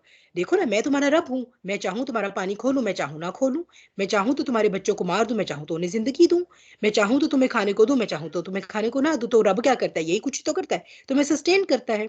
ये सस्टेनेंस अब मेरे हाथ में है, लिहाजा now I am the God. तो वो उन रिसोर्सेज के ऊपर चूंकि बहुत पावरफुल था, उसकी वजह से, और जादू के साथ कंबाइन करके उसकी पावर ज्यादा हो गई। तो ये जो सेक्युलरिज्म था उसकी बुनियाद उसने रखी। आज जो है वो यही सेक्युलरिज्म आपको जो है वो एक बहुत रिफाइंड और पॉलिश फॉर्म में मिलता है, in the name of scientific research and scientific advancement and enlightenment and what not. ठीक है, आप जो मर्जी उसको मुंह टेढ़ा कर करके जो मर्जी आप उसके साथ जो है वो टर्मिनोलॉजी एसोसिएट कर सकें, लेकिन यहाँ तो ये है कि oh my God, see the science is discovering the black hole. The science is not discovering the black hole. The science is able to just reconstruct the image of that black hole, which could not be even seen even right now in this 21st century, after so many thousand years of revolutions. और हमने क्यों नहीं कर सके? क्योंकि हमने खोलकर सूरह तारिक पे कभी गौर ही नहीं किया। हमारी बला से हम तो कुरान को जो है वो हिल हिल के पढ़ने के लिए आई है, कुरान तो आंखों से लगाने के लिए आई है, चूमने चाटने के लिए आया है कुरान। हम तो इस बहस में पड़े हुए हैं कि कुरान को हम अपनी बेड साइड पे रखेंगे तो उसकी बेइज्जती हो जाएगी, या कि हमने घर में अलमारी की सबसे ऊपर रखना है। तो फिर ऐसे में जाहिर सी बात है कि हिजबुल शैतान को तो पूरा खुला मैदान मिल गया ना। वो कुरूने उला के तो मुसलमान बेचारे चले गए, वो तो चले गए। और उनके बाद उनका जो इल्म था वो चुरा लिया यूरोपियन यूरोपियन लाइसेंस वालों ने, हिजबुल शैतान ने। और उसके बाद उसने आपको मुझे हम सबको ये यकीन दिलाया है कि अगर आज हम इस दुनिया में चल फिर रहे हैं तो वो साइंस की बिना पे है, वरना तो पता नहीं हमारा क्या होता, हम क्या कर सकते। तो आज का इंसान क्या कहता है कि आई एम दी गॉड, क्योंकि मैं आज इस काबिल हो चुका हूं कि मैं जो है वो आपको, आपको क्या चाहिए, आपको बेटा चाहिए, ठीक है, I can design a baby for you. आपको सिर्फ बेटा नहीं, मैं आपको आपकी पसंद का बना कर दूंगा वो। यानी वो रब के वो इख्तियारात, कि वो जो सिर्फ अल्लाह से एक एक सुपर नेचुरल पावर के साथ एसोसिएट किए जाते थे, वो आज का इंसान सारा उसको खुद ओन कर चुका है। इसीलिए ये फितना इतना ज्यादा शदीद है। तो ये मेरी बहनों, इसको समझने की बहुत सख्त जरूरत है। फिर कानून की बात करते हैं तो कानून का आपको पता है, हम बहुत जो है वो एक कॉमन जरबुल मिसल हम उर्दू में यूज करते हैं ना, कानून का खजाना। तो कानून जो है वो क्या था, वो कैपिटलिज्म का जो है वो नुमाइंदा है। यानी कानून का जो वो खजाना था, कानून ने कौन सी मेहनत कर करके जो है वो कमाया था। इसी तरह था ना कि कुछ जो है वो इनहेरिट किया विरसे में, और बाकी जो है वो गरीबों का हक मार मार के। तो कैपिटलिस्टिक दुनिया जो है वो क्या दुनिया है, वो यही दुनिया है जो आपको मुझे क्या कहती है कि सर्वाइवल किस में है, पैसे में है, सर्वाइवल किस में है, इख्तियार में है। तो इसलिए जो है वो ये जो कैपिटलिस्टिक पहलू है इसका, ट्रायंगल ऑफ इवल का, वो जो है वो एक दूसरा सतून है इसका। फिर तीसरा सतून जो है वो हामान है। हामान क्या था, हामान वो था जो मशवरे दिया करता था फिरौन को। यानी थिंक टैंक्स, आज के थिंक टैंक्स, ये जो बिल्डरबर्ग ग्रुप मीटिंग्स हो रही हैं, ये जो G8 कॉन्फ्रेंसेस हो रही हैं, ये जो कायरो कॉन्फ्रेंसेस हो रही हैं, ये जो यूरोपियन यूनियन का कॉन्फ्रेंसेस हो रही हैं, ये सारी जो कॉन्फ्रेंसेस होती हैं, इसमें ये जो थिंक टैंक्स बैठते हैं, ये क्या डिसाइड करते हैं, यही तो होते हैं जो मशवरा देते हैं कि भाई फलां तो राम हो चुका, अब ये जो है ना फलां का पत्ता पत्ता जो है वो काटना है। ठीक है, ये जो फलां मुल्क का सरबराह है ना वो बहुत प्रॉब्लम कर रहा है, भाई उसको डील करना है अगले इलेक्शन में, मेक इट श्योर वो ना आने पाए। अगर ज्यादा प्रॉब्लम है अवाम की तरफ से, तो उसको किसी ना किसी तरह उसको वैसे ही मंजर आम से खत्म कर दिया जाए। यानी ये जो प्लानिंग्स चलती हैं, और फिर ये कि किस तरह जो है वो हम आगे से आगे अपना कंट्रोल मजीद जो है वो बढ़ाएं, उन सब की जो है ये थिंक टैंक्स करते हैं। और ये थिंक टैंक्स जो हैं वो बाकी फिर सारे इंसानों की जो प्रोग्रामिंग है, वो जो माइंड प्रोग्रामिंग है, वो मीडिया को यूज करके करते हैं। मीडिया भी हम इंशाल्लाह देखेंगे एक लेक्चर, जो हम इंशाल्लाह जब हम फितन्स ऑफ टुडेज वर्ल्ड के ऊपर बात करेंगे, जो आजकल के हमारे फितने हैं, तो उसमें जो है वो फिर हम मीडिया की भी इंशाल्लाह बात करेंगे। मीडिया भी जो है वो इन्हीं 13 ब्लड लाइंस के हाथों में है। 96% of the world media is owned by these companies. तो जब ये हमने ट्रायंगल ऑफ इवल सीख ली है, और इसके अलावा जो हमने पीछे सारा रैप अप किया है, तो अब हम जो है वो थोड़ा सा जल्दी से एक ओवरव्यू लेते हैं कि हम जो आज हैं, हम किस किस चीज़ में, किस किस किस दजल में हम खड़े हैं, और किस किस लेवल पे हैं। ठीक है, अब हम बात कर रहे हैं, देखिए हम पीछे से आ गए सारा रिकैप करके, अब हम 2023 में हैं अब, बल्कि अब तो बिल्कुल रिसेंटली 2023 स्टार्ट हुआ है, 2022 भी ख़त्म हो चुका, एक और साल गुजर चुका। तो अब हम जो है वो कुछ हमारी आंखें खुली हैं, कुछ नहीं खुली हैं। बहुत सारी उम्मत मुस्लिम अभी भी गफलत में पड़ी हुई है, और बहुत सी को थोड़ा बहुत शऊर आना शुरू हुआ है। लेकिन ये कि damage has been done, damage has been done, लेकिन हमें कुछ ना कुछ तो उसको सीखना है और समझना है, और कुछ तो करना है, ऐसे तो नहीं छोड़ा जा सकता। तो अब ये देखते हैं कि हम किस तजालियत का शिकार है। देखें, शैतान जो है, उसका उसका उसके अज़ाइम, उसका प्लान अब हमसे कोई हिडन नहीं रहा। वो ये चाहता है कि जो अब सूरज चांद सितारे तो चलो ठीक है, वो तो अल्लाह सुब्हानहू व तआला, वो तो उसको वो क्लेम नहीं कर सकता। लेकिन वो ये चाहता है कि कम से कम इस दुनिया के ऊपर जो निज़ाम है ना, ये तो अब वो हो कि जो जिसका मैं खुदा बन जाऊं। ठीक है, तो उसी इब्लीस का जो इंसानी मजहर है, उसकी ये खुदायत, उसके जो रुए ज़मीन पर खुदायत का जो मजहर होगा, उसकी पीक वो दज्जाल लेकर आएगा। ठीक है, अब ये है कि इंसान सॉरी शैतान जो है वो अल्लाह सुब्हानहू व तआला को इमिटेट करने की कोशिश करता है। आप और मैं जानते हैं कि अल्लाह सुब्हानहू व तआला का अर्श जो है वो पानी पर था, जब अल्लाह सुब्हानहू व तआला ने अभी कायनात की तख्लीक नहीं फरमाई थी। तो शैतान भी उसके, ये हम सही हदीस से हम जानते हैं कि शैतान ने भी अपना तख्त जो है वो पानी पर रखा हुआ है, और वो अपने चीलों से हर रोज की जो है वो कारकर्दगी की जो है वो उनसे फीडबैक लेता है।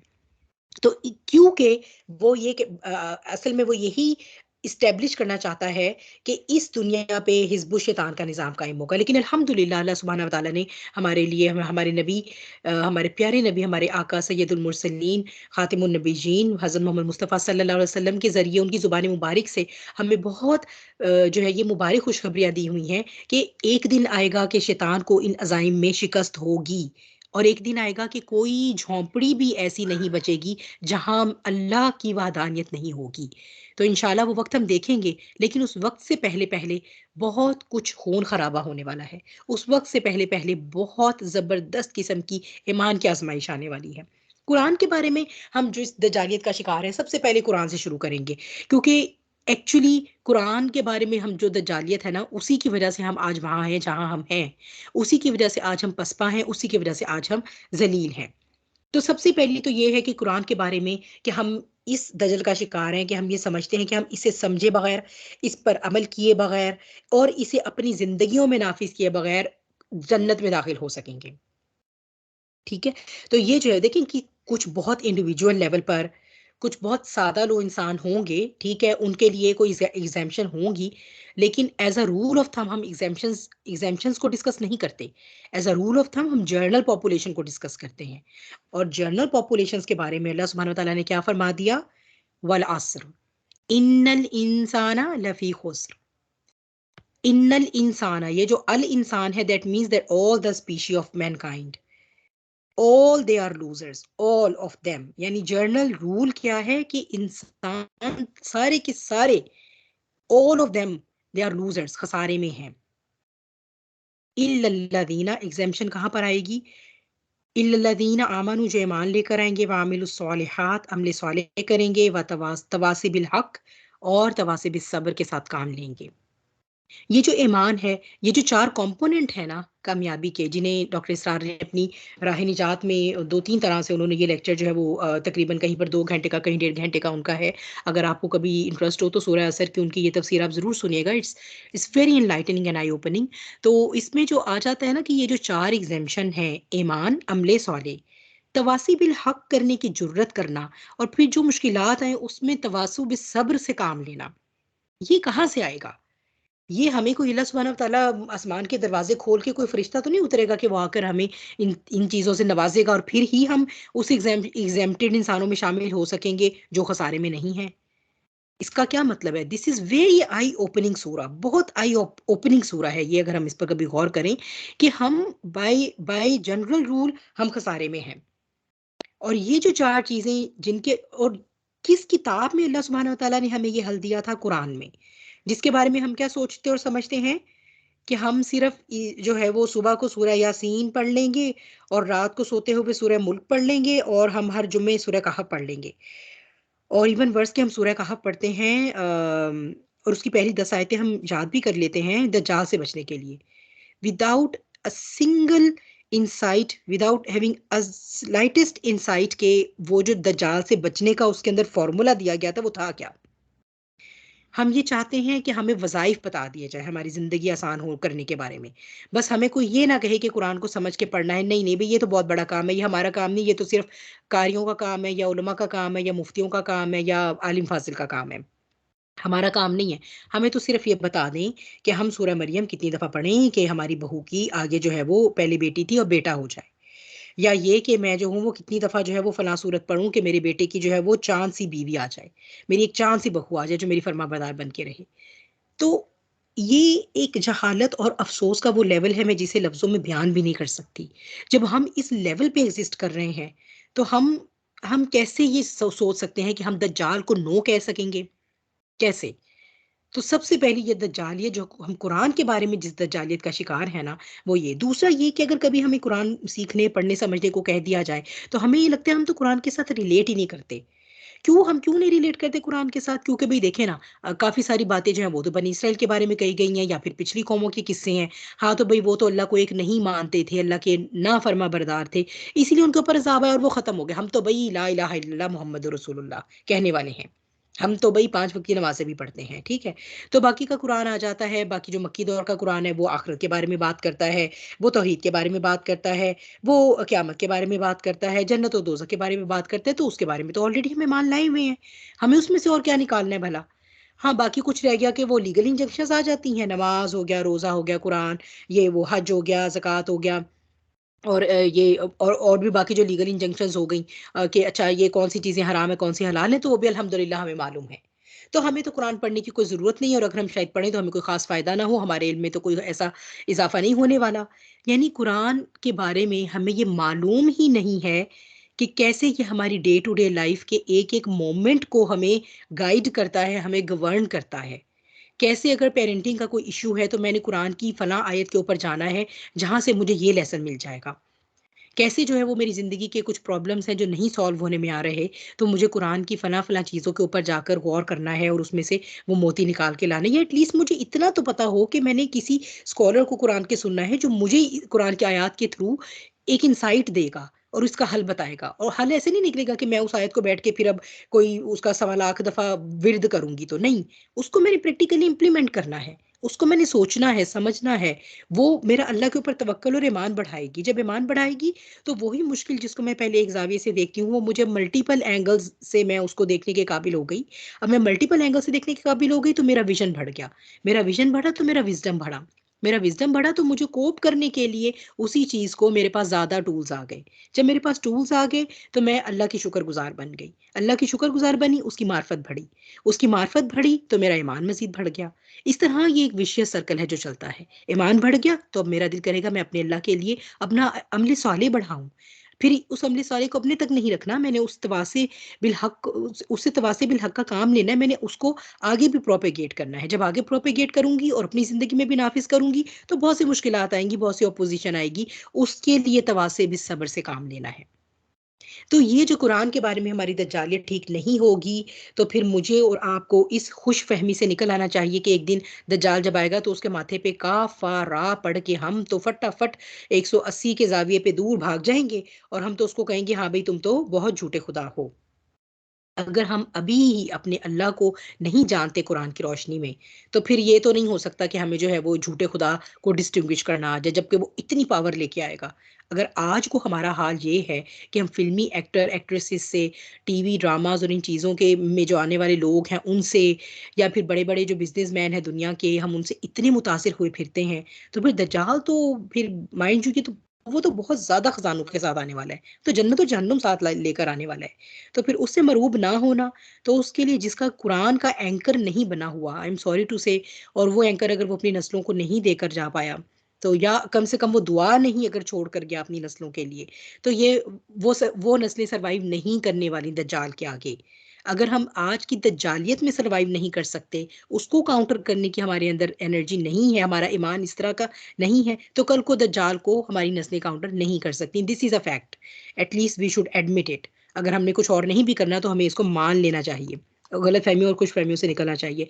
फिर अकीदे के बारे में जो दज्जालियत थी, अकीदे के बारे में क्या, कि एक तो वही जो शैतान ने जो सूरह अल अराफ में अगर आपने किसी ने पढ़नी हो तो वो पढ़ सकता है कि, और जो भी शैतान हमेशा जो हज़रत आदम अलैहिस्सलाम से भी कहता आया था ना, कि तुम्हें हमेशगी, कि आप ये खा लें फल तो आपको हमेशगी की ज़िंदगी मिल जाएगी। ये जो हमेशगी है ना, उसे ये जो पहली 10 आयत है ना सूरह कहफ की, खुदारा इनके ऊपर गौर कीजिए। अल्लाह ताला क्या कहता है कि अजर जो है वो सिर्फ़ अबदा उनके लिए है, अजरन हसनन और अबदन, जो ईमान लेकर आए और उन्होंने अमल साले किए। वरना हमेशगी इस दुनिया के लिए नहीं है। अल्लाह सुब्हानहू व तआला ने बहुत क्लियर बता दिया है कि हमेशगी, अल्लाह अल्लाह सुब्हानहू व तआला आया नंबर 6 और 7 में क्या कहते हैं? क्या है? व इन्ना लजाइलूना मा अलल अर्दी अ, ज़ीनत लहा लिनब्लुवकुम अय्युहुम अहसनु अमला।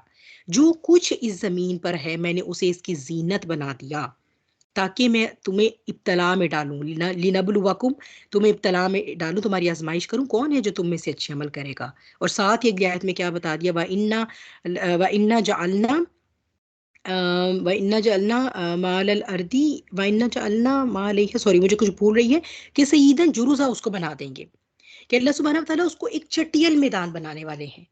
यानी ये सारी ज़ीनत जो हमारी आज़माइश के लिए कायम की गई है, जिसकी मोहब्बत में हम गर्क हैं, इंसान क्या कहते हैं? इंसान तो यही कहता है ना कि ये जो मादा मुझे नजर आ रहा है यही परमानेंट है।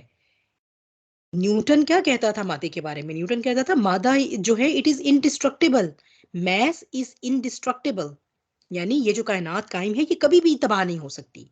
That was the Newtonian era of physics या साइंस कह लें। उसके बाद ये तो आइंस्टाइन का दौर आया, तो आइंस्टाइन ने जब थ्योरी ऑफ रिलेटिविटी दी तो फिर उसके बाद जो है वो सारे यूरोपियन जो साइंसदान थे और जो ये वेस्टर्नर्स थे उन्होंने भी सबने फिर जो है वो लिखा, और आज आपको बहुत सारी बुक्स मिलती हैं। End of civilization, end of time, उनकी अपनी नहीं कह रही मैं, उनकी बता रही हूँ। End of science, end of biology, end of फलां, और यानी हर चीज के एंड।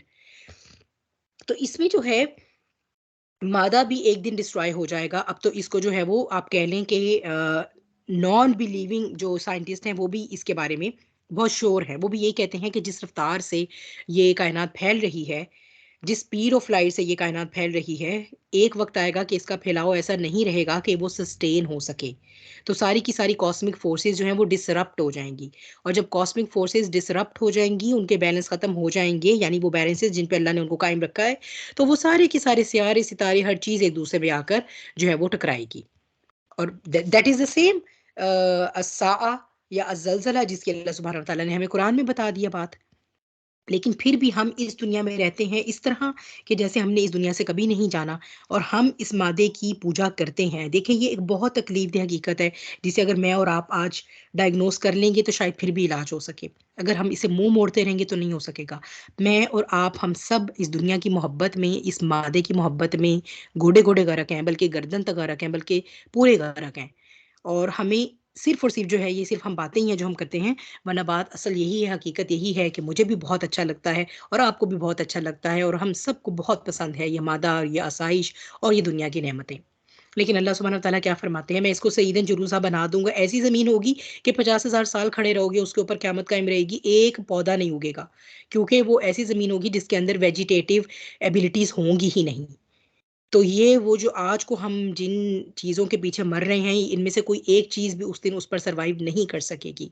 तो ये जो है वो एक ये, फिर दूसरा क्या कि शिर्क, जो अकीदे में सबसे बड़ा में सबसे बड़ी दज्जालियत है ना, वो शिर्क है। और शिर्क के बारे में आपको देखें, हमने जब शुरू किया था, मैंने आपको जब कुरानिक लिंक्स बताए थे, सूरह कहफ में ही सबसे पहले जब ये बताया गया है कि अल्लाह कि ये किताब अल्लाह सुब्हानहू व तआला ने नाजिल फरमाई अपने बंदे पर, जो कय्यम है और इसके अंदर कोई इवज नहीं है।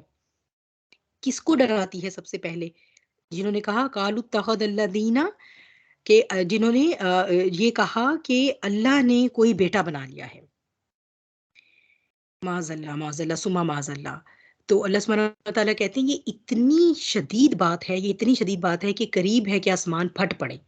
इतनी बड़ी बात है ये। यानी अगर अल्लाह का हुक्म ना हो ना कि वो थामा रहे और वो इंटैक्ट रहे, तो अगर उसके अपने ऊपर होता ना, आसमान के अपने बस में होता, तो ऐसी बात सुन के वो फट जाता। इतनी शदीद बात है ये शिर्क। तो ये जो बात है, और फिर वो बात है कि दोबारा बात कुरान की तरफ चली जाएगी। अकीदे की दुरुस्तगी जो है वो कुरान से आएगी, वो कुरान के अलावा नहीं आ सकती। अब अकीदा जो शिर्क है ना, इसके बारे में जो हमारी दज्जालियत है ना सबसे बड़ी, हम ये समझते हैं कि आज का हिंदू शिर्क कर रहा है, आज का ईसाई शिर्क कर रहा है, शायद यहूदियों के कुछ एक दो फिरके हैं वो शिर्क कर रहे हैं, आज का बुद्ध मत शिर्क कर रहा है। लेकिन मैं जो आज का मुसलमान हूँ, मैं शिर्क में मुब्तला नहीं हूँ। हालाँकि रियाकारी को शिर्क खिफ़ी कहा गया है, शिर्क की तो फिर बहुत सी अक़साम आ जाती हैं ना। प्लस ये जो हमारा हर मामले के ऊपर, मादे के ऊपर रिलायंस है और जो दुनिया के ऊपर रिलायंस है, क्या ये एथिज़्म का हिस्सा नहीं है? हम मुँह से तो बहुत कहते हैं, हम कुरान को तो बहुत कोट करते हैं, लेकिन मेरी आपकी प्रैक्टिकल लाइफ़ में जब आज़माइशें आती हैं, तो क्या हम इस तरह बिहेव नहीं करते कि जैसे हमारा कोई रब है ही नहीं? और फिर हम क्या करेंगे, हम अपनी जो वो डेस्परेशन होती है ना, उसमें जो है वो कभी एक के पीछे भाग, कभी दूसरे के पीछे भाग। कभी फिर हम नेक बंदों को ढूँढते फिरेंगे, जी आप बहुत नेक हैं, आप हमारे लिए दुआ करते हैं। क्यों जी? आपको अल्लाह ने इसलिए मुश्किल भेजी थी कि आप मज़ीद शिर्क की जो है वो वादियों की तरफ चले जाएँ, जिनसे निकालने के लिए नबी करीम सल्लल्लाहु अलैहि वसल्लम को अल्लाह सुब्हानहू व तआला ने भेजा। और उन्होंने वो पूरी ज़िंदगी अपनी इसलिए इतनी मुशक्कत की काटी, इतनी सऊबतें बर्दाश्त की इस दीन को नाफ़िज़ करने के लिए। वो कौन-सा दीन था? वो दीन तौहीद है। तौहीद के बगैर कुछ नहीं है। लेकिन हम ये समझते हैं कि नहीं जी, और बहुत मतलब ये कोई बहुत दूर की बात नहीं है, हमारे बहुत से जानने वाले, पता नहीं कभी जिंदगी में शायद हम भी कभी किसी तावीज, अच्छा तावीज के बारे में अगर फिर ये कह दिया जाए नहीं जी फलां जो साहब है ना वो सिर्फ और सिर्फ कुरानी तावीज लिख कर देते हैं, हाँ बस फिर तो बिल्कुल ठीक हो गया। एज इफ कुरान को तो अल्लाह ताला ने तावीज के लिए ही भेजा था ना, कि हाँ जी बिल्कुल इसके तावीज बना बना कर पहनिए, आपकी दुनिया और आखिरत सवर जाएगी। तो ये जो हम इस दज्जालियत का शिकार है ना कि हम शिर्क नहीं करते, हम बहुत से लेवल में शिर्क में मुब्तला हैं। सबसे पहली बात यह है कि हमारा रिलायंस अल्लाह के ऊपर नहीं है। हमारी ज़िंदगी में कोई आजमाइश आती है ना तो हमें हमेशा कोई दूसरा इंसान चाहिए होता है जो उसको आसान करे, या जो हमें उससे निकलने का कोई हल बताए। हम में से कितने फीसद मुसलमान हैं जिनके जहनों में मुसीबत के साथ सबसे पहला ख्याल अल्लाह का आए कि ये मेरे अल्लाह की तरफ से आई है, ठीक है मुझे बहुत तकलीफ दे रही है, वाकई आजमाइश बहुत बड़ी है, मुझे लगता है शायद मेरी बर्दाश्त नहीं है। कितने हैं जो उस मोमेंट पे अपने आप को रिमाइंड करवाएंगे ला युकल्लिफुल्लाहु नफ्सन इल्ला वुसअहा। नहीं नहीं, अगर ये मेरी मेरी वुसअत मुझे महसूस नहीं हो रही तो प्रॉब्लम मेरे अंदर है, मेरा ईमान कम हुआ हुआ है, इसलिए नहीं महसूस हो रही, या मेरा राब्ता अल्लाह के साथ जो है ना वो कनेक्शन डिसरप्ट हो गया जिसकी वजह से मुझे लगता है मेरी वुसअत से ज्यादा, मेरी बर्दाश्त से ज्यादा तकलीफ आ गई है। जब उसने कह दिया कि ला युकल्लिफुल्लाहु नफ्सन इल्ला वुसअहा, तो मैं और आप तो होते ही कोई नहीं है इसके बाद इसके बारे में कोई फतवा देने वाले। हमारी कोई तकलीफ हमारी वुसअत से बढ़कर हम पर नहीं डाली जाती, हमारा कनेक्शन नहीं होता अल्लाह ताला से, हम शिर्क में मुब्तला होते हैं। ये एक बहुत तकलीफ दे हकीकत है, दज्जालियत का पहलू है जिसको हमें जो है वो देखना है। फिर जो है वो हिजबुल शैतान के बारे में कि ये तो हमारी बहुत हमदर्द है। ये तो ये जो वर्ल्ड हेल्थ ऑर्गेनाइजेशन है ना, अगर वो कहती है कि फाइजर की वैक्सीन लगा लो तुम लोग कोरोना से वो हो जाओगे तो जरूर लगा लो, तो बिल्कुल यानी हमारा वो जो अकीदा, जो तवक्ल, जो रिलायंस अल्लाह पे होना चाहिए था ना, वो हमारा हिजबुल शैतान के ऊपर है आज। ठीक है, ये जो दुनिया को ग्लोबल विलेज बना दिया गया है। और फिर हिजबुल शैतान तो वैसे भी इतने कोई, जिसे कहते हैं ना कि नारे मस्ताना देती है, इतने कोई वो दिलकश नारों के जेर असर काम करती है कि वो हम तो वो जिसे कहते हैं ना वो नारों की हमें मॉर्फिन लगा लगा कर ही हमें उसका एडिक्ट बना देती है। ये दुनिया तो ग्लोबल विलेज बन गई। आज का इंसान जो है वो बहुत प्राउड फील करता है कि वो एक ऐसी दुनिया में रह रहा है जहां पे वो सबसे ज्यादा कनेक्टेड है, हालांकि वो सबसे ज्यादा डिस्कनेक्टेड है। देखिए जैसे इंसान शुरू शुरू में जो है वो जो है वो आप कह लें कि अगर हम सिविलाइजेशन की बात करते हैं, कितने कुछ कुछ इंसान होते होंगे, कहीं कहीं होते होंगे, कोई उनकी अपनी एक फैमिली होती होगी जो आपस में होगी, फिर कोई कबीला सा बना होगा, फिर जब कुछ कबीले आपस में इकट्ठे हुए होंगे तो जाहिर सी बात है जब इकट्ठे रहना है तो कोई ना कोई मुआहदा तो करना पड़ेगा, कोई तो मतलब मिसाक बनेगा, दो बरादरियां मिलेंगी तो। फिर जब वो बरादरियां मिली, वो हो सकता है कि एक गांव बन गया, जब गांव बना तो मजीद जो है वो और ज्यादा मुआहिदे आ गए। फिर जब वो गांव से शहर और शहर से मुल्क बने तो पूरे मुल्क को चलाने के लिए जो है वो रूल्स एंड रेगुलेशंस आ गए।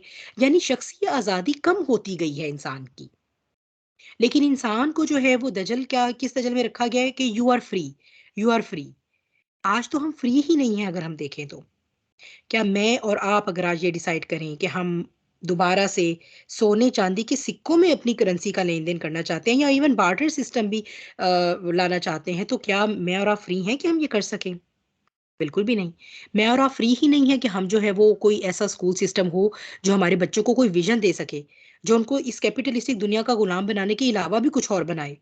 बिल्कुल नहीं, हमारे पास है ही नहीं। ये स्कूलिंग सिस्टम है, भेजना तो भेजे, नहीं तो होम स्कूलिंग करें आप उनको। होम स्कूलिंग करके भी आप उनको एक हद तक चले कर लेंगे ना, फिर तो उन्होंने इसी सिस्टम का हिस्सा बनना है।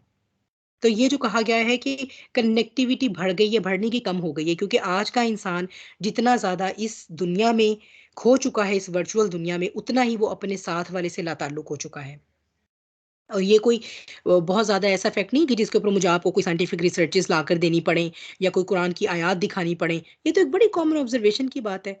आज को आपस में वो जो कभी एक मोहल्ले वालों का कांटेक्ट होता था, वो जो कभी एक पड़ोसियों का एक नेटवर्क हुआ करता था, वो कैसा हो गया है। आप आज भी अगर हम कभी गांव वगैरह में जाएं जहां पर ये अभी इंटरनेट उस तरह से अवेलेबल नहीं है, या स्मार्टफोन्स का जो अफरीद है इसने भी उस तरह नहीं निगला जिंदगियों को, तो हम ये देखते हैं कि वहां पर अभी भी होता है ये टाइम। मैंने तो खुद अपने बचपन में ये टाइम एक्सपीरियंस किया हुआ है कि तमाम माएँ शाम में खाने के बाद, रात के खाने के बाद निकल के तमाम माएँ आपस में मिला करती थी मोहल्ले की, और बच्चे खेला करते थे।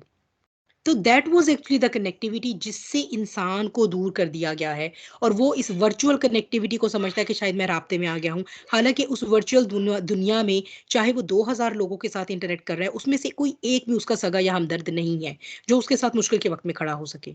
जबकि वो जो एक मोहल्ले वालों के साथ कनेक्टिविटी थी, अपने घर के अंदर थी, अपने रिश्तों के साथ थी, ये वो थे जो मुसीबत के वक्त में खड़े होते हैं।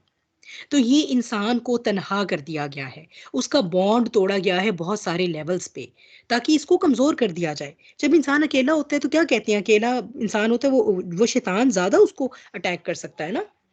तो खाली दिमाग क्या कहा जाता है, शैतान का घर। तो इस तरह से जो हिजबुल शैतान है, ये फिर जो है वो जाहिर सी बात है, जब मुख्तलिफ रियासतें मिली तो फिर क्या बन गया, यूनाइटेड नेशंस बन गया। तो हमें माशरती उलूम में, हमारी सोशल स्टडीज़ की किताबों में पढ़ाया जाता था कि ये जो यूएन है, ये तो तमाम दुनिया के मुल्कों के मुफादात का तहफ़्फ़ुज़ करती है। मुझे नहीं पता, वो आपको शायद याद होगा, यूएन का चार्टर होता था ना, पता नहीं कितने कितने पॉइंट्स वो हमें याद करने पड़ा करते थे। 14 नुकात भी हुआ करते थे, वो तो खैर बड़ी मशहूर चीज़ थी। अब तो आई डोंट नो कि कितनी चेंज हो गई सोशल स्टडीज़। तो वो ये जो हमें घोल घोल के पिलाया गया है ना बचपन से, ये सब कुछ फेक था, दज्जालियत थी। आज पता चला है कि यूएन जो है, यूनाइटेड नेशन, सिर्फ एलीट्स ऑफ द वर्ल्ड के मुफादात का तहफ़्फ़ुज़ करती है।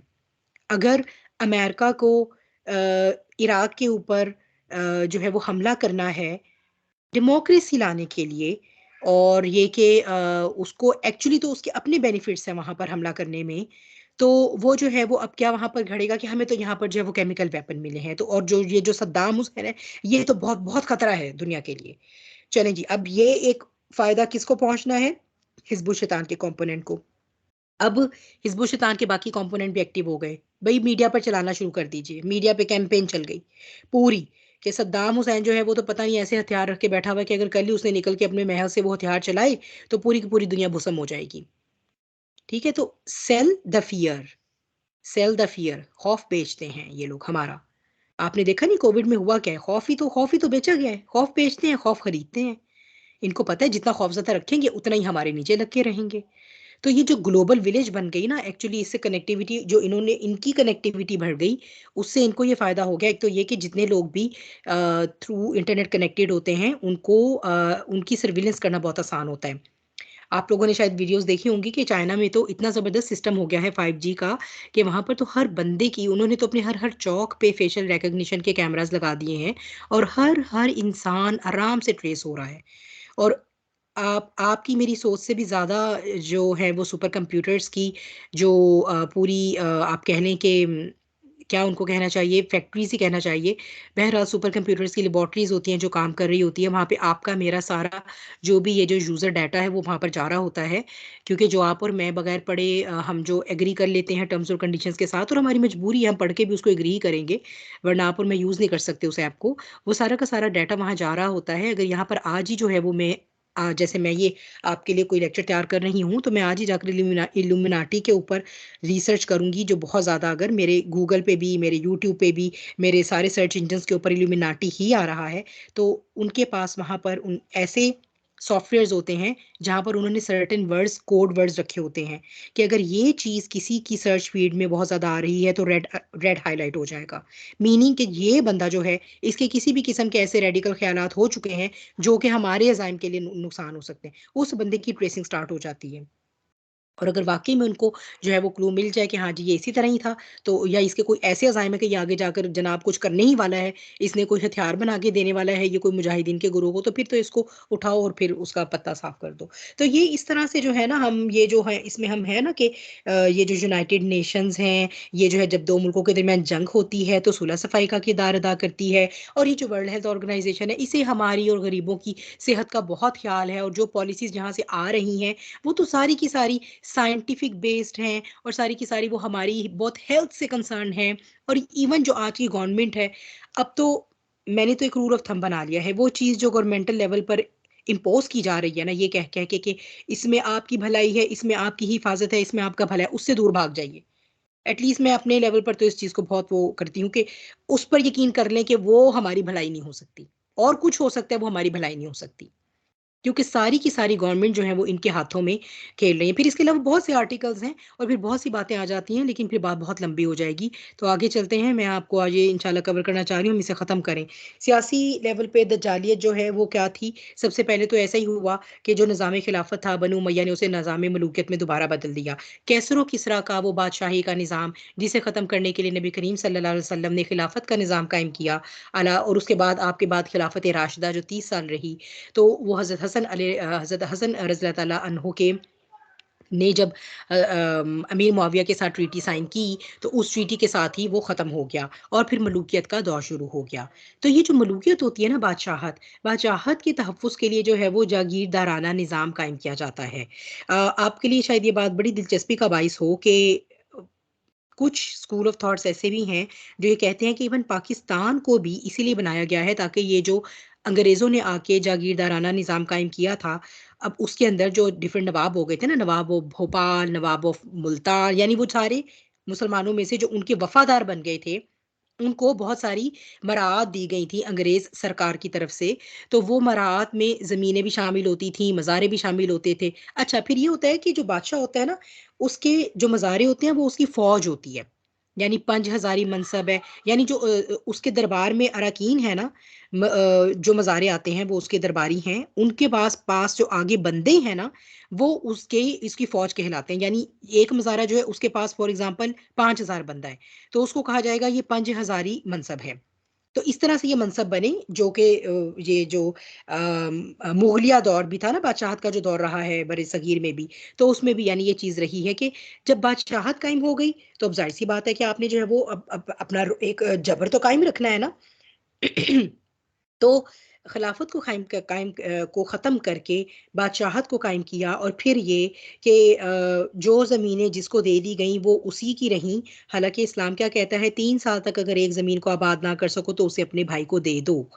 गैर हाज़िर मज़ारत का कॉन्सेप्ट जो है वो इस्लामी शरीयत में हमारे चारों आइमा के यहाँ ममनू है।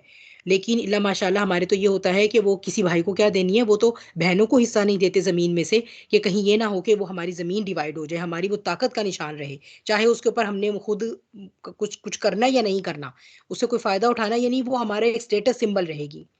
तो ये जो है ना, ये सिस्टम जो है इसको प्रोटेक्ट करने के लिए जो है वो कुछ स्कूल ऑफ थॉट से कहते हैं कि इवन पाकिस्तान को भी इसलिए बनाया गया। और वैसे देखा जाए तो कोई इतनी गलत बात भी नहीं लगती। देखा जाए तो पाकिस्तान से जब से बना है जागीरदाराना सिस्टम ख़त्म तो नहीं हुआ।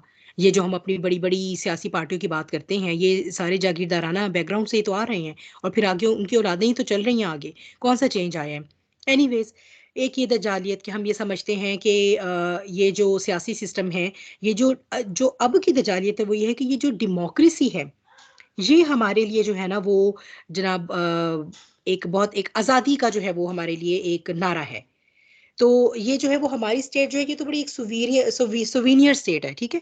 तो कौन-सी स्टेट है सुवीनियन जिनको कोई यानी सारी की सारी स्टेट जो हैं वो तो यूएन के अंडर आ रही हैं।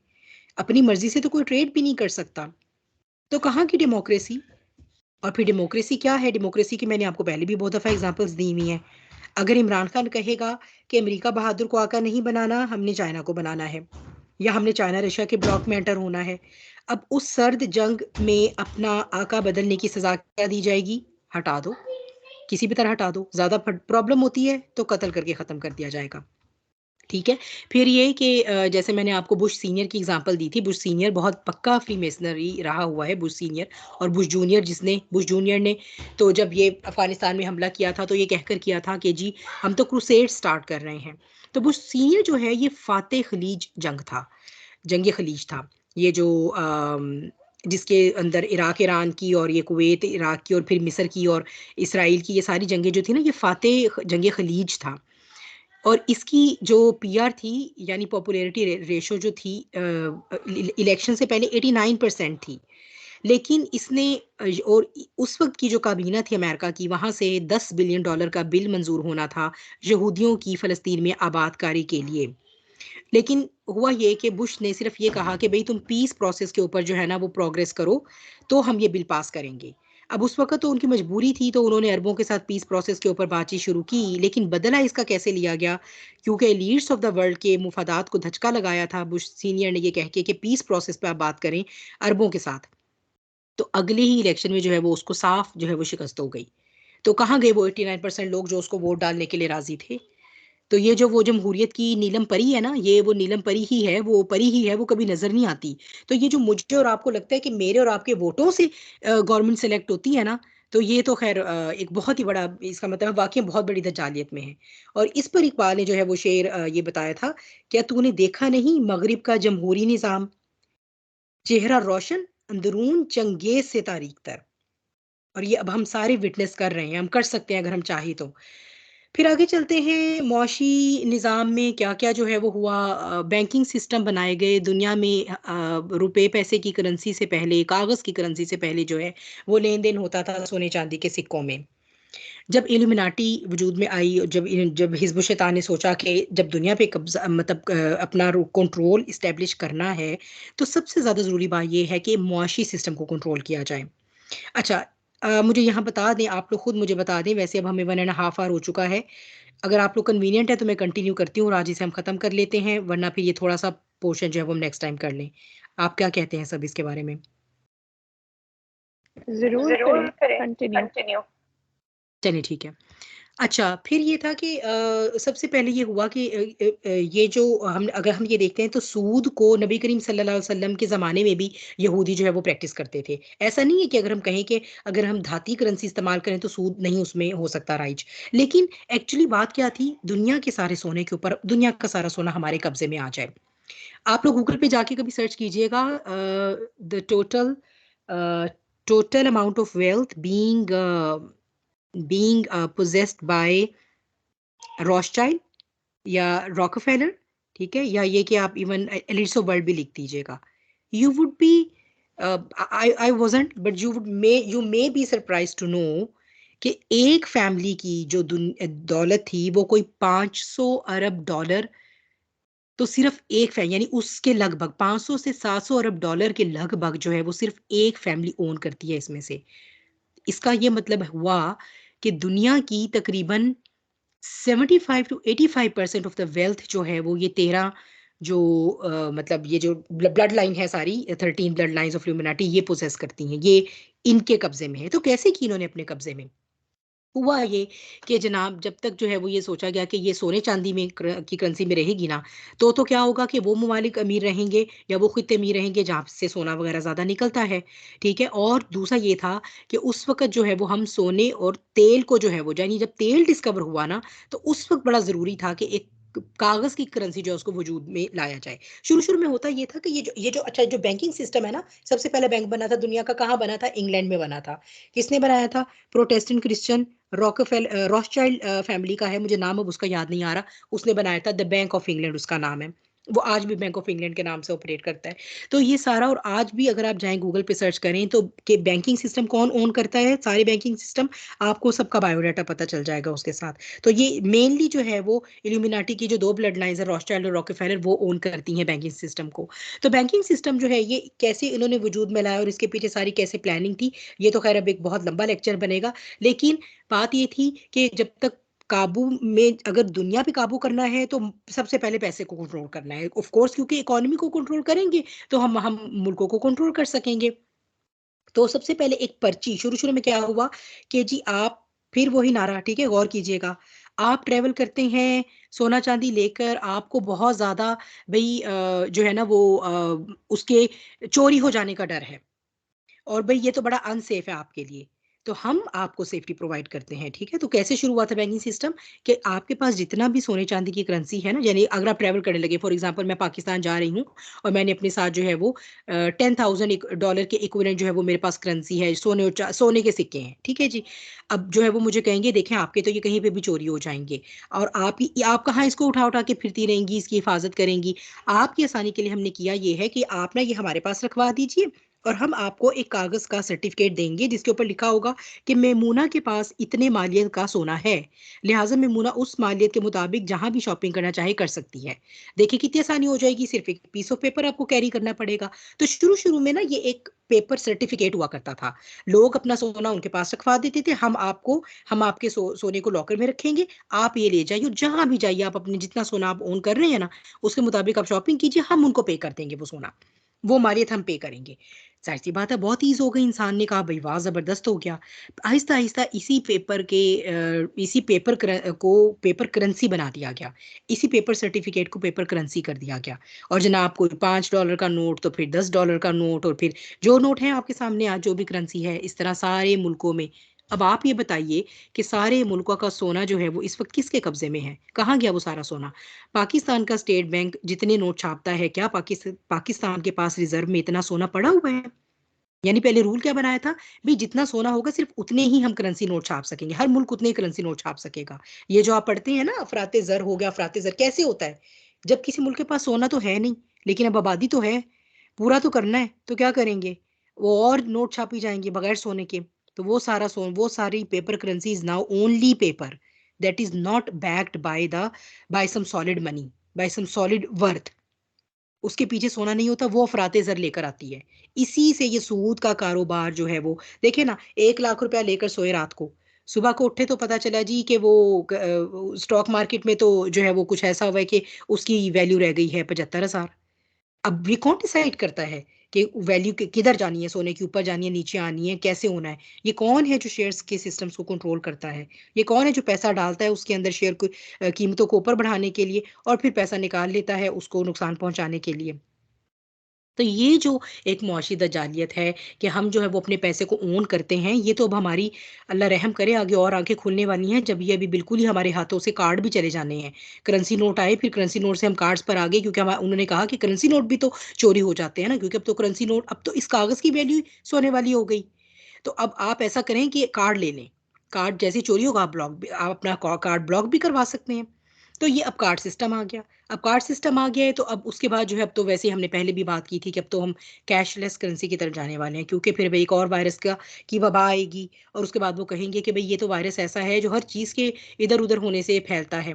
अभी भी अगर आप देखें हमारे तो यहाँ पर बहुत से काउंटर्स ऐसे हैं जहाँ पर जो है वो अब वो कहते हैं कि कैश इज़ नॉट एक्सेप्टेड, आप सिर्फ़ कार्ड यूज़ करें। तो वो तब ये कहेंगे हम तो कार्ड को भी नहीं हाथ लगा सकते, इससे भी वायरस आता है। बस अब तो जी कैशलेस करेंसी। इंसान भी कहेगा शुक्र है ना कार्ड उठाना पड़ा ना कुछ और। पता ये चला कि हर चीज़ जो है वो उसका कंट्रोल बटन उनके हाथ में टोटली चला गया है। अब आप चूँ तो करें, आपका वहीं से ब्लॉक हो जाना है सब कुछ क्योंकि आपका तो सारा है ही ऑनलाइन। तो अब आप और मैं जाएँगे किधर? जब वो हमारा सारा बैंक अकाउंट ही फ्रीज़ कर देंगे और हम कोई पैसा नहीं यूज़ कर सकेंगे तो फिर क्या करेंगे? फिर झुकेंगे, सजदा करेंगे दज्जाल के आगे। इन्ना लिल्लाहि व इन्ना इलैहि राजिऊन। तो इस तरह से जो है वो मुल्कों की मईशत कंट्रोल हुई कि वर्ल्ड बैंक बना। फिर ये जो जितने भी ये जो चीज़ें बनी हुई हैं ना और सबसे बड़ी मज़े की बात ये है व अब वो फिर बहुत लंबी बात चली जाएगी कि वर्ल्ड बैंक के सिस्टम को किस तरह से जो है ये जो इवेंजेलिकल क्रिश्चियन फ़िरका है ज़ायनिस्ट का, इन्होंने कंट्रोल किया हुआ है अमेरिका में। लेकिन मैंने आपको पहले भी बताया था अमेरिका का जो $1 नोट है, उसके ऊपर एहराम मिस्र की शक्ल बनी हुई है। आप लोग देखा देखा करें प्लीज़ इन चीज़ों को दोबारा। कहने का ये मकसद है कि फ़िरौन की तरह हम भी आज क्योंकि अमेरिका सुपर पावर है ना, तो हम अमेरिका की करेंसी पर हम रूल कर रहे हैं, जिसका ये मतलब है कि दुनिया का मौशी निज़ाम हमारे हाथ में है। मुख्तलिफ़ मुल्कों को कर्ज़े दिए गए, आप बनाएँ जनाब मोटरवेज़ बनाएँ, बड़े-बड़े ब्रिज बनाएँ, बड़ी-बड़ी बिल्डिंग्स बनाएँ। पैसा नहीं है तो क्या हुआ हम आपको देते हैं कर्ज़ा।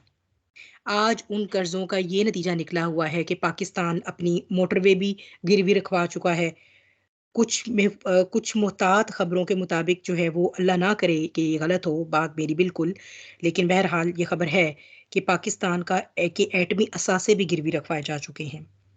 तो ये सूरत-ए-हाल होती है और इसी तरह फिर एक मुल्क को दिवालिया करार दे दिया जाता है और फिर उस मुल्क को बिल्कुल जैसे वो कहते हैं ना फिर कि जिस घर की दीवारें नहीं रहेंगी तो सब कुत्ते अंदर एंटर हो जाएँगे, तो बस फिर वो अंदर एंटर होकर और उसको चीर-फाड़ के खाते हैं।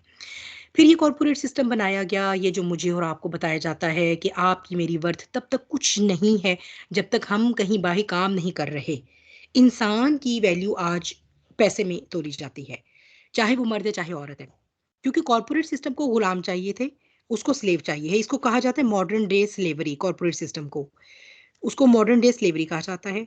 इसने ये फ़ायदा उठाया कि चूँकि ऑलरेडी जो पिसा हुआ तबका है, यानी औरत है, बच्चा है, वो पिसा हुआ है। ऐसा करो उसको थोड़ा बहुत पैसे का लालच दो, उसको भी घर से निकालो और उसको ओहदा दो क्योंकि घर के अंदर वो रहती है तो बेचारी की कोई कदर नहीं है। उसको कहा जाता है ये तो स्टे एट होम मम है, बिल्कुल बेकार है। एक तो उसको उसकी वर्थ मिलेगी, वो एक अब वो बताएगी मैं फलां ऑर्गेनाइजेशन में जो हूँ ना वो आईटी स्पेशलिस्ट हूँ, बाकी सारे कहेंगे वाओ। फिर एक बताएगी कि मैं जो हूँ ना फलां डिपार्टमेंट की हेड हूँ, मैं उसको हेड करती हूँ, दूसरे कहेंगे wow, so inspiring, so inspirational. तो एक तो उसको वर्थ दो, दूसरा क्या होगा, थोड़े से पैसे दे दो। हमें फायदा क्या होगा, क्योंकि बहुत सारी आबादी जो है वो औरतों पर मुश्तमिल है। तो हम जहां जहां मर्द मतलब हमारी मॉडर्न स्लेवरी में काम कर रहा था, अब औरत भी निकल के काम करेगी, हमारे लिए अमला ज्यादा हो जाएगा, हमारा गुलाम ज्यादा बढ़ जाएगा काम करने वाला। इनको थोड़े थोड़े पैसे देते रहो, 2-4 हज़ार डॉलर महीने के दे दो, ये इसी पर ही बड़े खुश रहेंगे। तो ये जो कॉर्पोरेट सिस्टम बनाया गया, जिसको मॉडर्न डे स्लेवरी सिस्टम भी कहा जाता है, ये मुझे और आपको कोई वर्थ देने नहीं आया था, मेरी और आपकी माली हालत को बेहतर करने नहीं आया था, ये मुझे और आपको गुलाम बनाने आया था।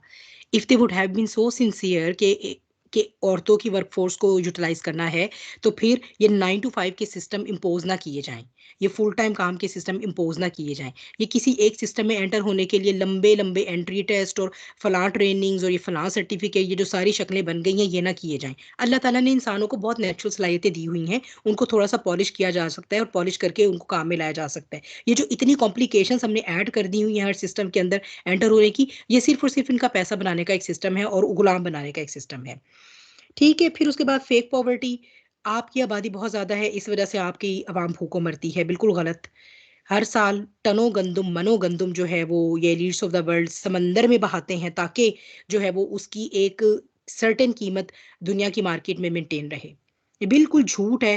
यानी ये तो बिल्कुल वो चैलेंज कहने वाली बात है अल्लाह ताला को, कि अल्लाह ताला कहते हैं मैंने जितनी भी इंसानियत को पैदा करना था, मैंने उसकी सस्टेनेंस पैदा की।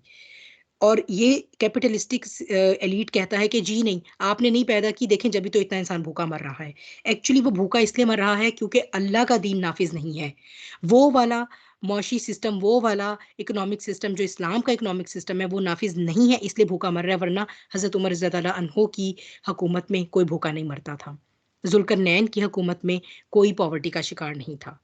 ये इसीलिए ये पॉवर्टी हमारे सरों पर डाली गई है, ताकि हम बच्चे भी ना पैदा करें, ताकि दो दो करें या दो के भी एक कर दें कि पता नहीं इनका करेंगे क्या। और फिर इतना ज्यादा बर्डन सम कर दिया गया है लिविंग को, उसको डिफरेंट जो है वो आलाइशों के साथ लगा के, उसको डिफरेंट एक्सेसरीज के साथ लगा के, कि मैं आप अब हम सब इस दजालियत का जो है वो घुटने घुटने शिकार हैं। आखिरी दजालियत, समाजी दजालियत, सबसे बड़ी बात ये कि हम इस दजल में हैं कि हमारा जो कल्चर है वो दीन है, हमारा इस्लाम वो इस्लाम है। लेकिन जब हमारी आंख खुलती है तो हमें पता चलता है कि वो तो सिर्फ कल्चर है, वो भी ऐसा कल्चर है जो हमारा नहीं था, जो हमने हिंदुओं से लिया था। और या फिर आजकल जो है वो हम उसे सो कॉल्ड वेस्ट से लेते हैं, ठीक है, या एनलाइटेंड नेशंस या तरक्की याफ्ता अकवाम से लेते हैं। और हम इंतहाई अशेम्ड हैं कि हम मुसलमान हैं, और हम इंतहाई शर्म महसूस करते हैं कि हम इस्लाम को दीन के तौर पे अपनी ज़िंदगियों में नाफिज करें, या ये कि इस्लाम को रियासती सतह पर तो खैर नाफिज करने की बात डॉक्टर इसरार जैसे ही कोई इंसान कर सकते हैं, लेकिन ये कि हम तो अपनी ज़िंदगियों में भी अपने दीन को नाफिज करने पे इंतहाई शर्म महसूस करते हैं। तो हम जो है वो कल्चर को फॉलो करते हैं। और फिर ये कि ये जो हम समझते हैं कि इस्लामी जो ममालिक, मुसलमान ममालिक, मैं इस्लामी नहीं कहूँगी क्योंकि there is no Islamic country in the world at the moment, जो मुसलमान ममालिक हैं, ये इनमें इस्लाम नाफिज है। तो अब तो हिजबुल शैतान इतना कामयाब हो गया है कि वो सरजमीन जो तौहीद के लिए थी मुख्तिस, वहाँ पर हेलोवीन बनाई गई है, आप सबने देखी होगी। अगर नहीं देखी तो यूट्यूब पर जाके वीडियोस देख लें।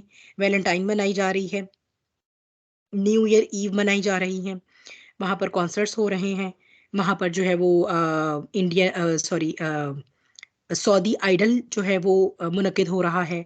और सिनेमाज में जो है वो मुशरिकीन की बनाई हुई फिल्मों का जो इजरा हो रहा है। वैसे तो जाहिर सी बात है हम सब भी जो है वो ज़िंदगी में कभी ना कभी इन्वॉल्व रहे हैं इन सब चीज़ों से एंटरटेन होने में। लेकिन बहरहाल वो जो जगह थी या जगह है, वो एक तौहीद का सिंबल है। और सबसे ज़्यादा दुख की और रोने की ये बात है कि हज़रत इब्राहीम और इस्माईल अलैहिमुस्सलाम जो हमारे आका हैं, उन्होंने वहाँ अल्लाह का घर बनाया, तामीर किया, और फिर नबी करीम सल्लल्लाहु अलैहि वसल्लम ने वहाँ से बुतों को ख़त्म किया। और आज वही जगह है जहाँ पर आज इब्लीस राइट मतलब बिल्कुल सही बजा तौर पे फ़ख्र करता होगा खुद पर और अपनी प्रोजनी और अपनी ज़ुर्रियत और अपनी हिज़्ब पर, कि किस तरह हम कामयाब हुए हैं इस सरज़मीन पे शिर्क को और शिर्क की प्रैक्टिसेस को लेकर आने में। और वो कितना खुश होता होगा, तालियां बजाता होगा। Definitely this is a moment of celebration for him, and let's give a big hand to his planning, जो इतनी ज़बरदस्त कामयाब हुई, and we let it happen. कि हम इतनी गफलत में हैं कि हमें किसी चीज़ से कोई फ़र्क नहीं पड़ता। हम जस्टिफिकेशंस ढूंढते हैं। तो क्या हुआ, न्यू ईयर ईव मना ली, बच्चों को ये करवा दिया, बच्चों की मासूम खुशियों के पीछे मौलवी पड़े रहते हैं, इन्हें तो हमारी खुशियों से खार है, इनको तो तकलीफ है कि हम खुश ना हो जाएं। हम शादी पे कोई खुश हो जाए तो इनको प्रॉब्लम है, जो है वो अगर हमारे बच्चे जो है वो बाहर चले गए, उन्होंने वन विलिंग कर ली, कुछ ऐसे कर लिया, इनको तब प्रॉब्लम बढ़ जाती है। इनको तो ये तो चाहते नहीं हम जिंदगी में कभी खुश हों। तो बहुत खुशी का मुकाम है उस इस उम्मत मुस्लिमा के लिए, जो समझती है कि हैलोवीन मनाना, वैलेंटाइन मनाना, न्यू ईयर मनाना, बर्थडेज मनाना, ये सब बहुत खुशी के पॉइंट्स हैं। तो जनाब बहुत मुबारक हो कि सरजमीन हरमैन शरफैन पर जो है वो ये सब कुछ हो रहा है। तो दीन और कल्चर का तो ये हाल है, उसकी दज्जालियत का। फिर ये कि सोशल इंजीनियरिंग में ये था कि फैमिली सिस्टम, दोनों एक्चुअली इकट्ठी बातें आ जाती हैं। सोशल इंजीनियरिंग के ऊपर तो बाकायदा जो है वो कायरो कॉन्फ्रेंसेस होती हैं, फिर बीजिंग कॉन्फ्रेंस हुई। क्योंकि एक वक्त तो ये था कि जब अब ईसाइयत के साथ जब दो दो हाथ हो गए, तो अब सबसे बड़ा खतरा क्या था? इस्लाम। नेतन्याहू ने, जो कि इसराइल का वजीर आजम रहा है ये 1990s में, उसने ये कहा था कि अब हमारा सबसे बड़ा जो खतरा है वो इस्लाम है। और अभी भी देखा जाए तो अल्हम्दुलिल्लाह फैमिली सिस्टम अगर किसी हद तक बचा हुआ है तो वो इस्लाम में ही है, जहाँ जहाँ पर हम अपने इसको ऑब्जर्व कर रहे हैं इस्लाम को। तो उसमें ये आ जाता है कि शैतान का बहुत सबसे बड़ा जो है ना वो ये है कि ये जो अकाई है ना मुआशरे की, ये जो बुनियाद है फैमिली सिस्टम, इसको डिस्ट्रॉय किया जाए। तो टर्म सोशल इंजीनियरिंग क्वाइन की गई। बीजिंग की कॉन्फ्रेंस हुई है जिसमें मोहतरमा बेनज़ीर साहिबा ने तब हिस्सा लिया था। तो उसमें जो है वो पहले हल्का फुल्का ये जो है वो मुस्लिम ममालिक की सोशल इंजीनियरिंग के बारे में बात हुई। यानी ये कि चूंकि वेस्ट को और ऑस्ट्रेलिया को और यूरोप को तो हमने कॉन्कर कर लिया है, उनके तो ये खुद बिल क्लिंटन के अल्फाज हैं कि अमेरिका की 70% से ज्यादा आबादी जो है वो हराम जादों पर मुश्तमिल है। आई एम सॉरी टू से दिस वर्ड, अगर आप इसे इंग्लिश में कह लें, बॉर्न आउट ऑफ वेडलॉक। आप उसको उर्दू में ट्रांसलेट करेंगे तो इसका मतलब हरामजादा ही बनते हैं, क्योंकि they are born out of wedlock ना, हराम रिलेशन की पैदाइश है इसलिए। तो ये वहां तो अब ये हाल हो गया है। तो लेकिन ये जो इस्लाम है ना, इसमें बड़ा प्रॉब्लम आ रहा है कि अभी तक जो है ना ये तलाक की रेशो बढ़ी क्यों नहीं है और ये फैमिली सिस्टम डिस्ट्रॉय क्यों नहीं हुआ। फिर जो है वो बीजिंग +5 कॉन्फ्रेंस हुई, जिस जो मुशर्रफ के दौर में हुई, और उसमें जो है वो फिर हकूक निस्वा बिल पास किया गया। और यही वो दौर था जब मुख्तलिफ टीवी चैनल्स लॉन्च किए गए, क्योंकि उन्होंने ये कहा कि इन सारे मुल्कों में जो है ना वो प्राइवेट टीवी चैनल्स की एक भरमार होनी चाहिए। और वो भरमार, क्योंकि जो गवर्नमेंट के हैं वो तो अंडर अंडर सर्टेन पॉलिसी आते हैं ना, तो ये जो प्राइवेट होंगे ये अपनी मर्जी, इन पर फिर हम अपनी मर्जी से जो भी प्रोग्राम्स हैं वो चलाए जाएंगे, ताकि अगले 10 साल फिर माइंड प्लानिंग प्रोग्रामिंग की जाए एक नस्ल की, ताकि फिर जो है वो इनका फैमिली सिस्टम भी अफेक्ट हो जाए। तो फिर ये सारा जो है वो टीवी चैनल्स का जो फहाशी और उरानी का जो फ़रोग़ था, फिर होमोसेक्सुअलिटी बिल के ऊपर भी बात हुई, जो आज हम देख रहे हैं कि ऑलरेडी पास हो चुका है। So that's how they are so successful in achieving what they have planned some maybe 200 to 300 years back. अगर हम ज़्यादा पीछे नहीं भी जाना चाहते तो 2-3 सदियों में। और ये जब से एबॉलिशमेंट ऑफ खिलाफा हुई है 1922 में, तब से लेके 2022 तक, ये 100 साल तो इनकी चैंपियनशिप के साल हैं ना। ये इस सदी में तो इन्होंने तकरीबन सारे अहदाफ अपने मार्क कर लिए हैं। तो अब जो है वो क्या नारे हैं, मेरा जिस्म मेरी मर्जी, ठीक है, या ये कि मैं क्यों खाना गर्म करके दूं। यानी ये जो एक असास है फैमिली की, यानी आप एज अ एयर होस्टेस हर ऐरे गैरे नामर्द वो गैर मर्द के सामने खड़े होकर मुस्कुरा कर अपने बॉडी के एंगल्स दिखाकर उसको तो खाना दे सकती हैं, लेकिन ये कि अपने शौहर के लिए खाना गर्म कर देना, अपने बच्चों को सर्व करना, जो घर आया है उसकी जिम्मेदारी को देखना, ये मेरे लिए बहुत शर्म की बात है कि मैं तो बहुत एक गुलाम औरत हूँ। तो ये इंशाल्लाह कोशिश करेंगे कि फेमिनिज्म जो है उसको भी हम डिस्कस करें इन डिटेल, तो उसमें करेंगे। तो मेरा जिस्म मेरी मर्जी 50 साल तक तो चल जाएगा अगर बहुत ज्यादा कॉस्मेटिक का भी सहारा लिया जाए, लेकिन उसके बाद वो जिस्म जो है उसका ठिकाना क्या बनेगा? कोई ओल्ड होम बनेगा ना। इस्लाम में लेकिन क्या है, इस्लाम में वो औरत माँ बन जाती है, उसका उसकी शक्ल खूबसूरती हुस्न नहीं देखा जाता। और वो जिंदगी के साथी को शौहर भी उतनी ही इज्जत देता है और इंपॉर्टेंस देता है। और बच्चे जो हैं वो अपनी माँ को खूबसूरती की बिना पर, उसके जिस्म की वजह से उसकी इज्जत नहीं कर रहे। तो जहाँ दीन होगा वहां पर सैंक्टिटी होगी रिश्तों की, और वहां पर रिश्ते जो है वो अल्लाह की रजा के लिए जो है वो उनको फुलफिल किया जाएगा। जहाँ इससे ये चीज़ निकाल दी जाएगी, सेकुलरिज्म आ जाएगा, एथिज्म आ जाएगा, वहीं से सारी मोरालिटी खराब हो जाएगी, सब मोरालिटी निकल जाएगी। तो ये जो दज्जालियत है कि मैं घर में तो बहुत अपने कैद हूँ, ठीक है, इस एस्पेक्ट को हम बिल्कुल नज़रअंदाज नहीं कर सकते कि हमारे यहाँ भी एक्चुअली जो फैमिली सिस्टम है वो सही दीन के ऊपर बेस करके नहीं बनाया गया। लेकिन अब जो उसका रद्द-ए-अमल निकला है वो और भी डिज़ास्ट्रस है। वही बात है ना, 2 एक्सट्रीम्स हो गई हैं। और आप यहाँ पर वो शिफ्ट भी ज़हन में लेकर आइएगा जो हमने पढ़े थे कि जब सेक्युलरिज़्म आ गया यूरोपियन रिनाइसेंस के बाद, तो शिफ्ट क्या-क्या हुए थे कि मुसब्बिबुल असबाब से तवज्जो चली गई असबाब पर, स्पिरिचुअलिटी से तवज्जो चली गई मादे के ऊपर, ठीक है? वो आप लोग रिवाइज़ कर सकते हैं जाकर, वो 3-4 पॉइंट थे। और फिर ये कि बच्चे जो है वो 2 ही अच्छे, और कोई ना हो तो और भी अच्छा है, ठीक है? क्यों? क्योंकि ये जो यंग फ़ोर्स है, जापान में चीन और जापान में जहाँ पर के पाबंदी है सिर्फ़ एक ही बच्चा पैदा करने पे, आप ये देखिए वो एक बच्चा कितना लोनली है। उसका कोई एक जनरेशन और आगे जाएँगे तो उसकी जो आगे से डिपेंडेंट होगा, उसका कोई कज़िन भी नहीं होगा, और उसका कोई यानी कि मामा, चाचा, ताया कोई रिलेशन नहीं होगा उसका। सिर्फ़ एक माँ और एक बाप, वो भी अगर वो हुए आपस में इकट्ठे तो, वरना तो mostly it is single parent family system here in the waste.